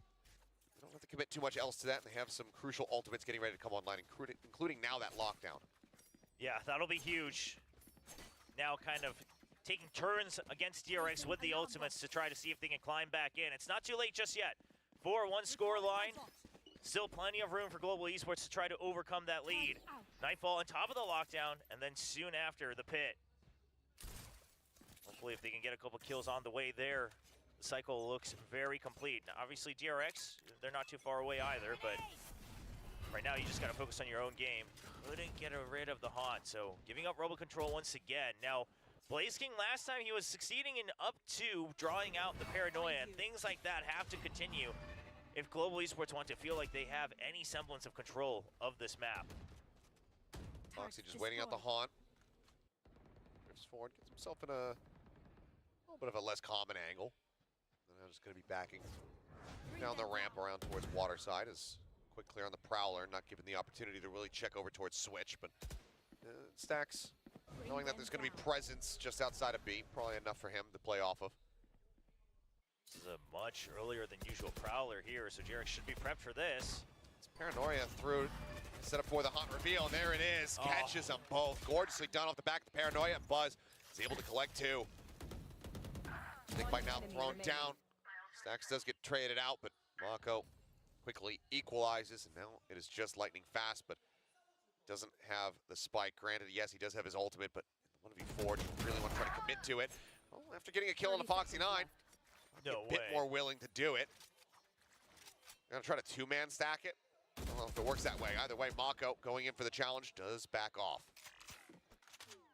Yeah, I mean, if he had gotten that second kill, maybe he tries for it. Because I think with 2, it's a little iffy. Well, it is either up against way. the wall. It is up against the wall, so we'll see. We'll have to see, but I guess we won't find out. Yeah, Architecture maybe could have worked as a 3rd man in that one, but not going to get to see the attempt at the tech. Lightning fast. The rest of the team will just make the call to go for the save. So DRX can't fully clean things up, but will continue on their merry way, 5-1. And the thing is Global Esports, right? They try to draw out the Paranoia, they succeed, and they're expecting the peak off of it. So you had Blaze King past the Paranoia, ready to set up the crossfire. And unbeknownst to them, it was actually the DRX just waiting for the haunt. Don't leave him hanging. Oh, Bane. Don't leave him hanging. Bane's just grinning out there. He's like, yeah, I'm having a good game. Heck yeah. Well, the desk was talking about angry Buzz. Maybe we see a little bit more anger in his play after not getting the fist bump there from his teammate. Imagine that's what Buzz says immediately in a timeout. He's like, Termy! Bane just won't fist bump me back. Now Termy's calling, it's just like, Bane, you need to fist bump your teammates. It's the first step to becoming a pro Valor player. Yeah, it's a team game. I'll bench you if you don't do it. Well, Global looking to pump the brakes here and see what they can do to try to get themselves back into this one. Because, I mean, while yes, we do typically see somewhat more success on the defender's side in Pacific, or at least that was the case in the past. Weirdly so. You still need to have a relatively strong attacker side. And I mean, even at kickoff, the times that we did see Lotus, which was quite frequently, it actually had started trending into more of an attacker's map. Yeah. And the thing is you might, sure, maybe it comes down to a couple of those fights, a couple of those trades, but if it feels like you're not able to take control of the map on a 3-site map as the attackers, that spells trouble. Sure, it's DRX's pick, and they looked pretty solid on it, even against Team Secret, knowing that they didn't have too many days to practice together. But GE, of course, no strangers to the map, sure. Changing their comp to the meta one. Apparently at the ready, what's the call here? No showstopper available. Polvi still 4 charges away from that one. Already used one of his blast packs as well to try to clear out some of this KJ util. Buzz in the meantime, trying to chase forward, seeing if he can find anything. Looks like Polvi just gonna go dashing forward. Tiny amount of damage taken there as Mako. Ramsey's not finding anything, but Benkai comes away with an elimination. Mako now pulling off the angle, spots him though, knows that Polvi's gonna be playing close, but his attention being pulled in a couple different directions. Cap now onto the door, the swing out, Bane taking it aggressively, he's able to find that one, but Buzz here inside the site knows where Russ is approaching from, sends in the paint shells, but can't quite get himself situated on the platform fast enough. Does end up getting taken out. A 1v2. Oh, wow. The ult's still going to be committed here, but Mako gets out in front of it. Yeah, and he notices it's still not planted, so already the movements from Bane as well, all the way to the A site. Can Russ pick and choose to isolate the 1v1s?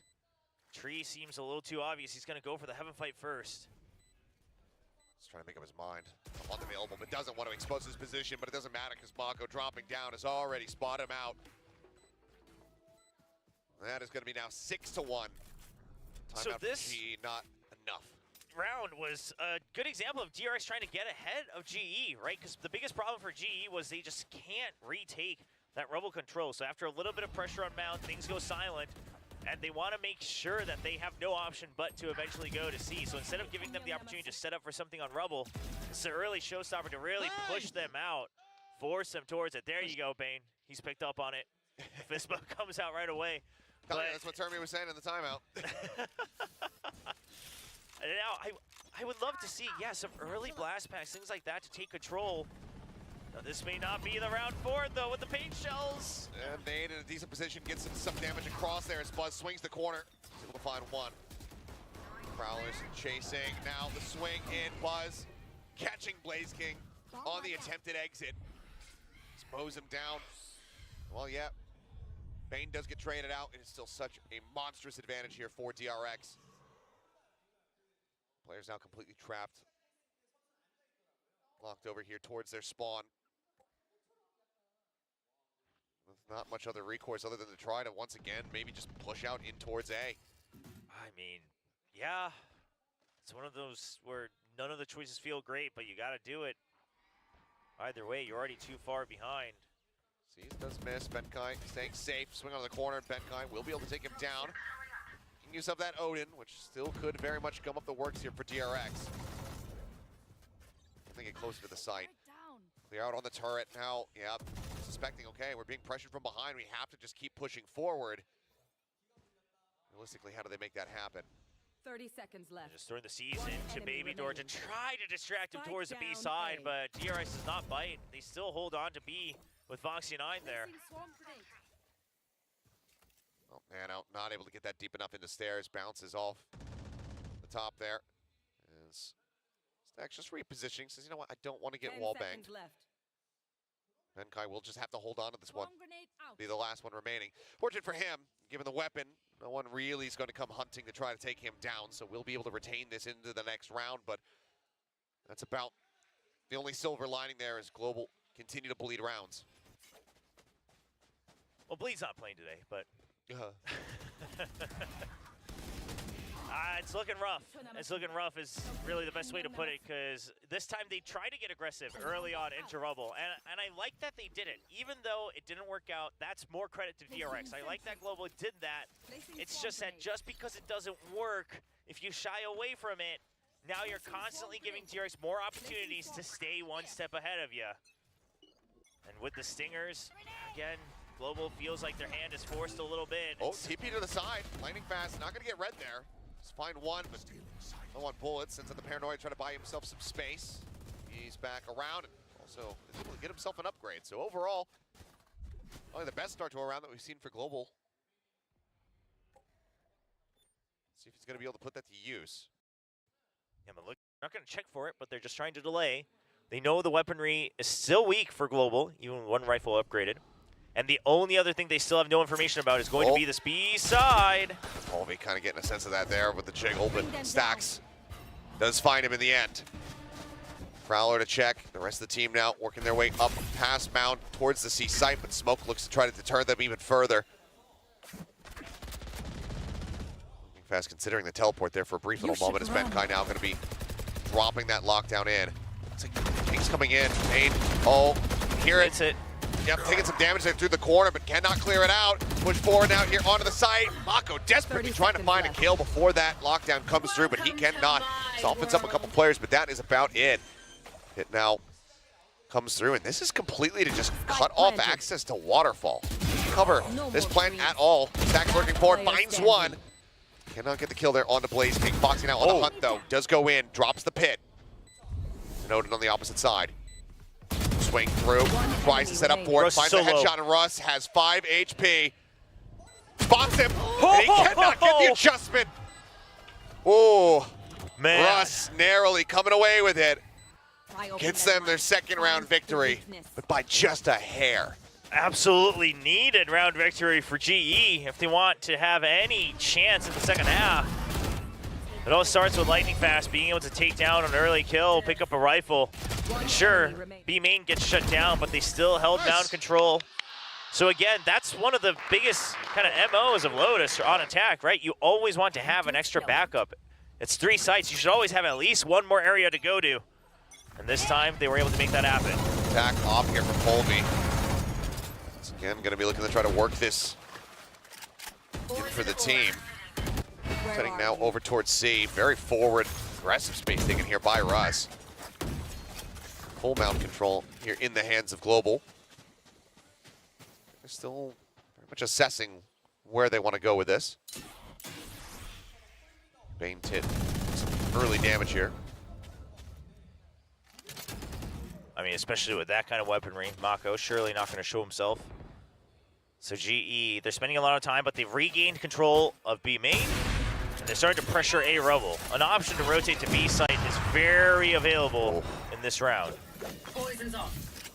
Good timing there on the jump from Mako to get himself away from the paint shells. A showstopper now.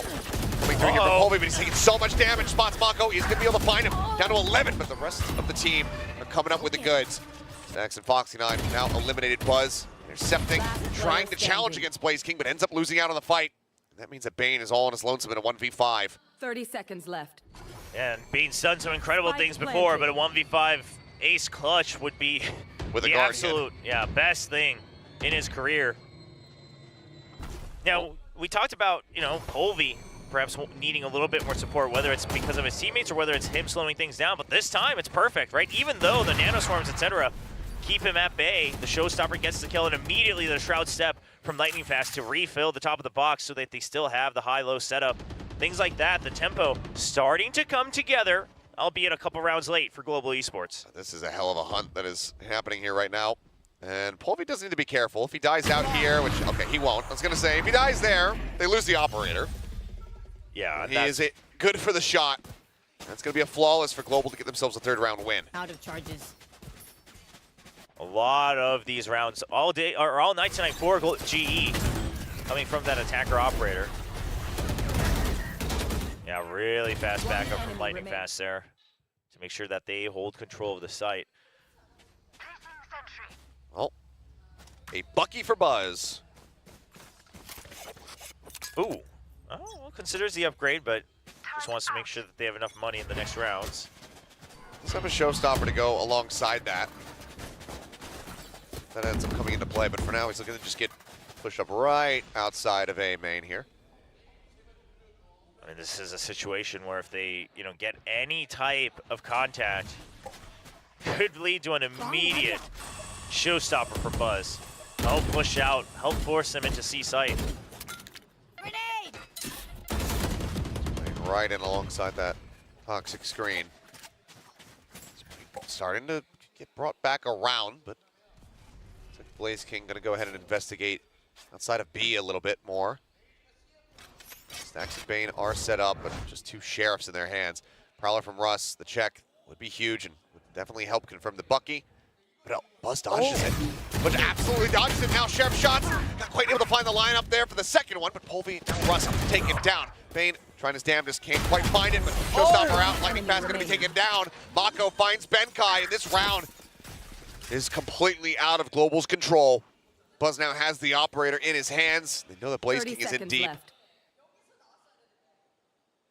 Now just trying to group up for the two members here. The Op, meanwhile, on Rubble, just going to make sure that he finds the other potential exits. Now Blaze King should have an opportunity to get the plant down on A. But the rest of the players, Foxy and Mako, they could just go ahead and divert, grab these weapons for themselves outside of B main. Spike planted. Toxin screen Looks like Mako will just stick with the Stinger. Foxy now, though, Vandal in his hands. Just around the corner is Buzz. That Op at the ready. Blaze King inching closer towards him. Corner and Buzz. Stoic holds it. Gets himself a third kill here in the round. As DRX will go ahead and wrest control away from Global once more. I mean, a lot of things kind of went poorly here, but it's got to be. I want to see the moment before that, but I imagine it's the one-way that messes up the Prowler just a bit. Buzz probably dancing back and forth in between it, and the Prowler goes right by him. The surprise Bucky gets the value, immediately upgraded, and of course leads to showstopper. Out of the toxic screen, whichever one. Sure. Just dancing around that, just having the timing perfect to avoid that Prowler. Well, all rifles. GE, one more. They could try to continue, try to bring back the pistol wins here. Bit of a backup there for Buzz to help pull the long sight lines. Oh, Buzz decides to go for the op in the end. He scoops that up, and Mako. Quick shot, quick early start here.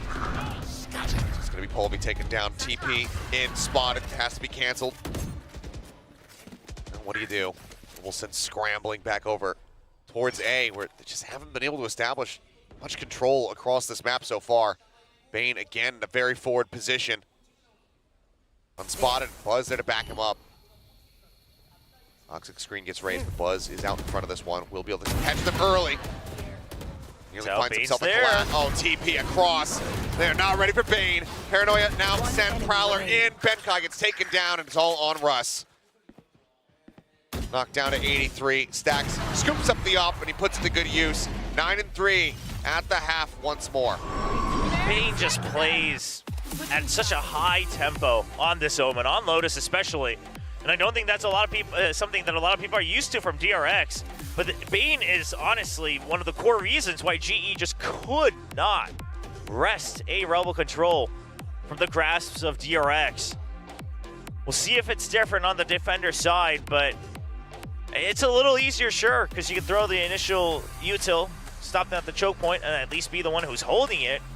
And you gotta imagine DRX won't let them get off that easy. Certainly not. I mean, nothing about this has been easy so far here for the side of Global. Another 9-3 half for this squad. We saw the rally back attempt. They got themselves up to 8 on Ascent. Can they do it here on Lotus as well? And work cut out for them right now here in the coaching booth.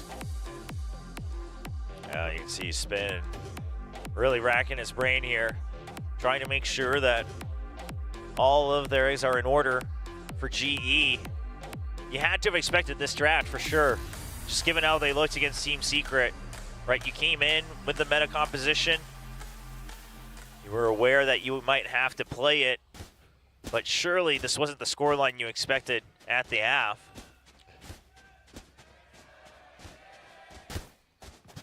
DRX fans leading the chant once again. Buzz up to 14. See if he can hit that 20 mark for the analyst desk mini game or not. It's really a matter of how fast do they get to 13 at this point. Only 4 rounds away from it.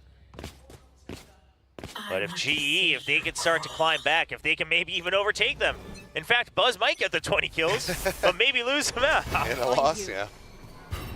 Definitely, that would certainly lead to angry Buzz. It's Polvi back across, paint shells out, but Buzz hot on his heels, sends the nade in. He's got 2 players contained, and Blaze being spotted there on the swing in, but Russ managed to push out, finds him, but solid trade back. Out of bullets, so as Foxy 9 gets up on top of Blaze King, taking him down after they lose out on their IGL.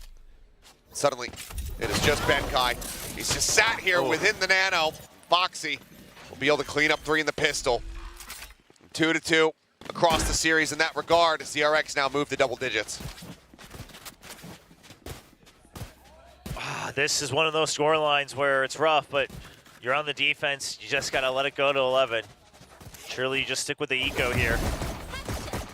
Then you throw everything you got on the buy round. And I want to give props. Holy. Oh. Nice. Damn, yo, Buzz has got something to do tonight. Just that explosive hype and then Bane just not being there for the fist bump. Oh, the irony. Well, forward position's taken here. Polvi, quite a bit of damage there on the exit. Lightning fast, trying to play lurk, play around that Viper wall. And he just gets flushed out, spotted, killed off. Now, what I was going to say before Buzz rudely interrupted me was that I actually did want to give the credit to Buzz on that entry, right? He doesn't chase for the kill. He makes sure he spams out Heaven so they can't get a peek either. So he makes sure that they hold control of the site. Sure, he goes out eventually, but that gives enough time and space for his teammates to trade.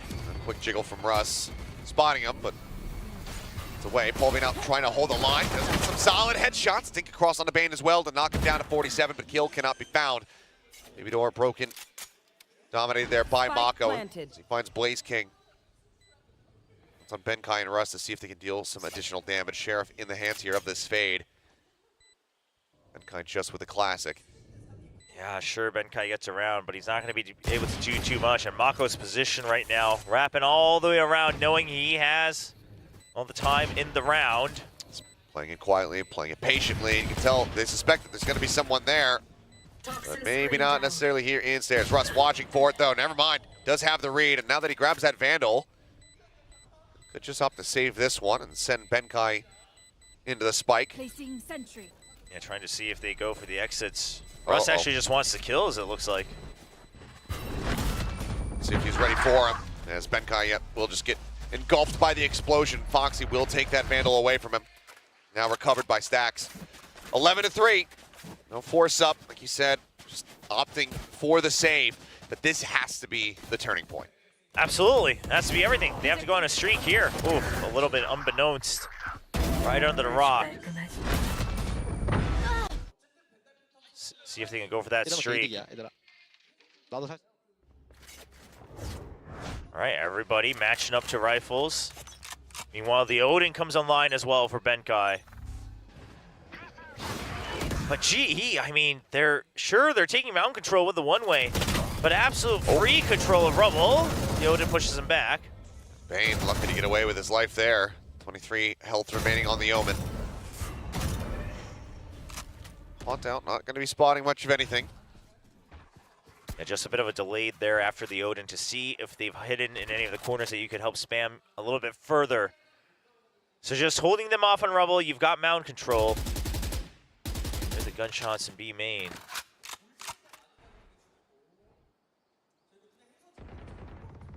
The thing about this mountain control from GE, right? You're not entirely that safe. If you want to go for a pinch under the door, you still have to worry about the entrance from C main, and vice versa.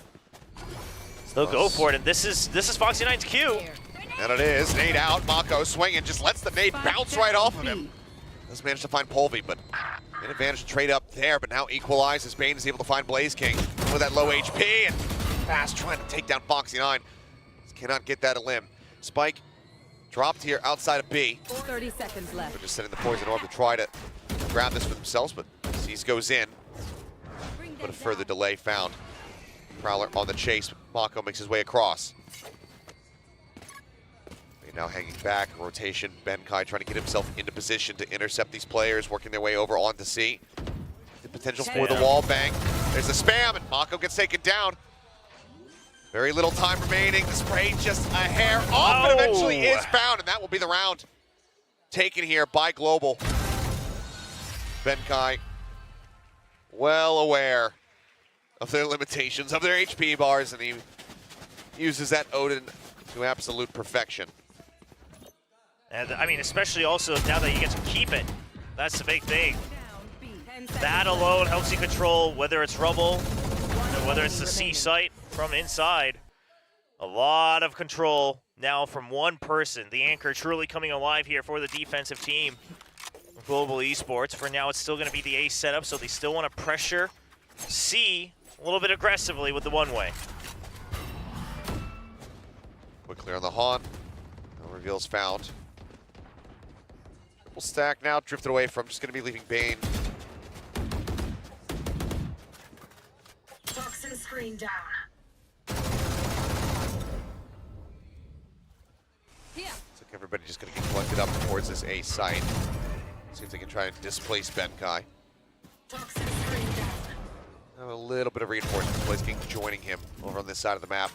Russ not too far off either. Overall, the hold so far on A, the positions are good, and you still have C mound control, so GE should feel comfy. Right, the alarm bot's still alive, the nanoswarms are still alive as well. The problem is obviously this nanoswarm close to tree, that one may not actually find the value if Benkai gets swarmed upon. The reload can't stick that. Plenty of bullets to work with here for the moment as Braz just jumping. Quick little hop right in front of Blaze King. Finds the kill. Stacks got Benkai in the meantime, so now the Odin left on the floor. Mako lurking forward, lightning fast, not ready for it. Russ is able to go ahead and trade that one back. An advantage here for the side of DRX on this post-plant setup. I'll find you. Try to see if he can get any tags. Won't be happening. Only one, so sure, you expect that. Now they're suspecting the crossfire as well. Polvi. Okay. Good swing in, but Russ takes an immense amount of damage, now down to 11. No util. Just has to wait for contact. Awesome, but this puts that much more pressure here on the Polvi. He swings in, but now he's going to be taken down, and now there's a paint shell available as well. Lobs it in right on top of the spike, and there's just no time left. And Russ can't really get himself out of this situation either. Fully committed, down on side of the site. Stacks will get the final kill. Avoids the spike eruption. That is now match point in the hands of DRX. Just, again, one of those maps where it's a result of a really rough first half. GE not even being given much of a chance to try to catch on to things. I mean, it's not over till it's over in VCT, but right now it's looking rough. What is with these delayed screams? He's so quiet. He was building that one up. Charging up, yeah. Just DBZ'd that thing. Oh, man. That's funny. You got to charge up for the scream rather than scream the charge up. Yeah, there you go. The smile is wiped away from the faces of GE. It's unfortunate because you think back to that Ascent. They started off so strong. They started off with so many good ideas, even in the rounds they lost. But then they come to Lotus after trying to catch up on the map 1. This time, couldn't even find the ideas. Quite frankly, it felt like they couldn't even find the pages to start writing. DRX just keeps shutting it down. They do. And I think just given what we've seen from Global across these last 2 series, with the now necessity that they feel of banning Bind, it just works them into such a tight corner. It's very reminiscent of RRQ last year, where they were really going for Lotus. Those first couple times they played it, it did not work out. Then they were forced to ban it the whole, basically rest of the season, until they had reworked it. And then it really limited what they could do with the map pool. Now, hopefully we don't see that extend all the way through. Granted, each stage is relatively short. Okay, well, not cleared, but damage also not found there on that spray. play back behind architecture, keep himself protected from these wall bang attempts. As it's going to be all 100 bullets expended. Reload now coming through. Nightfall going to be committed here. Answering one does come out. Gets the catch on to 3 players on the side of the RX. As it was for now, just staying tucked. Blaze King in the corner. Finds Mako trying to look forward. Gets that kill. Upgrades the weapon. Bulldog now in his hands. Russ as well. Catching Foxy9 swinging out onto the site. A huge flood, and they still have control of a link right by Baby Door. So if there is a fast rotate, they'll know about it. If there's a slow rotate, they'll have the numbers advantage. So GE should be content. As long as they don't get antsy, could be a start to a bit of a comeback. Obviously, it's a long way to go, so can't fathom that would go all the way.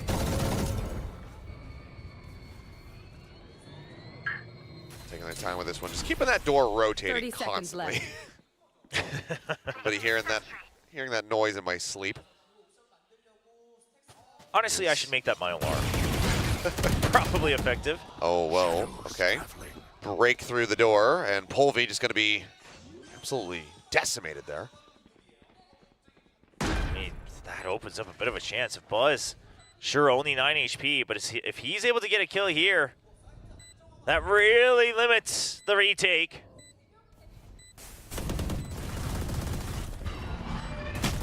Buzz trying to swing out, not much HP to try to work with. This is now all on his stacks. And, well, there was a millisecond where I was like, oh God, he's going to mow them all down. And gets the one. Global will hold on by a thread as they pick up their 5th round victory here in round 17. So more yet to be played. 3 players still alive. A couple ults on the way. How long they're going to be able to stretch this, but nice little lurk from Blaze Kings, what really started this off. Yeah, they seem to have really good understandings of how to hold these angles around smokes. Saw that on Ascent as well. The G fans aren't done yet. Haven't given up hope just yet, but of course, we'll have to see how much further they can go. It's a long haul up. The Econ is good enough. Showstopper available for that Outlaw. Jump across. Oh, Polvi just swings right into it. I guess maybe not registering what weapon he had in his hand. Either way, does get traded back swiftly as Lightning Fast wants to take a very forward aggressive position. Stacks rotating back. No prowlers to use. It's not like this is going to go scouted either way. So Lightning Fast will be able to just go ahead. Himself back over towards C. Yeah, that was so risky because there's no further backup. So if he dies there, and it's an extra rifle on the way. Well, that's him at 10 HP now. And that should be enough encouragement, I think, for DRX to continue pushing towards C site, especially if they get the read that he's going to be the only player here trying to defend this. Russ now joins in. Let's have a seize to try to slow things up, but lockdown online, though, with that orb. He's available, and it certainly could come into You play. should run. And it will. Now invested. Nanoswarm cleared. Lightning Fast. Trying to get tucked over to the side, but has to take the shot. Oh, a blind fishing shot from Stacks. Finishes the job. So quick on that. 30 seconds I mean, the left. from the shadows was the plan. I actually liked it from Lightning Fast. Oh, Russ with a nice angle does delay. Finds Mako. Now Benkai trying to get himself into position where he can once again utilize this Odin. Bind thrown in. Bane TPing back across. Himself to safety. All from Stacks needing to deliver. Bane needing to find some headshots. They're both so very low. There's a swing in, and Russ this time will be able to win it out. Bane trying to get an angle, thinking maybe Benkai was going to interrupt that spray. He does not. He continues to hold M1, and once again with 3 players left alive, Global clean up another round victory. They're staying in it. Lockdown comes online for Benkai as well, so a couple more options. Pit for Blaze King. But again, Lotus is one of those maps where an early pit doesn't always feel so great. Let's wait and see what the call is. Just the leg spotted before the smoke bloom. More than enough to be able to find Stacks with that low health bar. 4v3 in ult count. Showstopper still available from Buzz. Still 3 away from hitting 20. They are mine. Once again, same default for GE. Fight for mound control. A little bit of extra support with the Killjoy util to block off Bane. Oh, Buzz taken down. No clear on the haunt.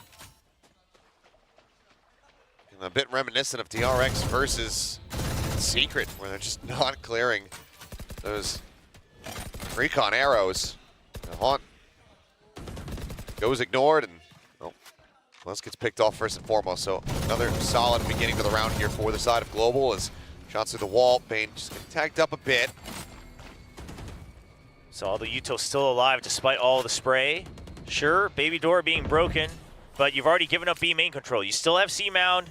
You basically have a way back in through, 3, if not 4. Foxy breaks things open a bit here for them. Spike now ushered forward, getting planted by Stacks. Lockdown invested. Plans is through. Hit now dropped. Holvey on the flank. Showstopper at the ready. Taps the door. Looks to jump the corner. Sends it in too deep. Then gets hounded down. Oh, it went cruising right past Stacks and Foxy 9. Snake bite to try to hold them at bay. Z's out looking for the grab. Not found. But Foxy now on the lurk. Spotted, immediately dealt with as Russ finds the kill. Pit invested. There on the Prowler. They look for the hold here. Bane on this defuse, but the cleanup is there. The Pit now dropped. It is all on Russ. Time is ticking. He just hasn't have it anymore. That'll be it. Stacks will swing back in. He'll give him the fair fight. And he'll be able to win it out. 13-6. DRX close out the series with a win on Lotus. Yeah, very clean map overall. Sure, GE, they fight back a couple of the rounds, so I think obviously GE, they still have the mental endurance to try to stay. तो यहाँ पे फिर से take sorry मतलब DRX ने जीत चुका है dominate करते हुए क्या ही खेला है भाई मैंने भी देखा है आप लोगों ने आई थिंक देखा है तो गाइस हम लोग इस टीम एंड करने वाले हैं गाइस और जो भी देख रहे हैं फटाक से लाइक कर दो और चैनल को सब्सक्राइब कर दो अभी क्या हॉटस्पॉट भी देखते हुए प्लीज़ यहाँ सब्सक्राइब शेयर लाइक सब कुछ कर दो प्लीज़ ब्रदर प्लीज़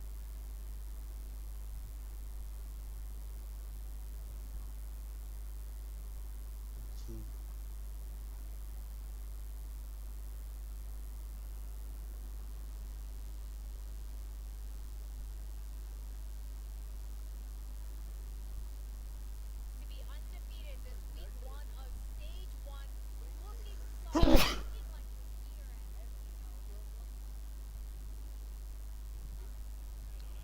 जी जी हम लोग को स्कूल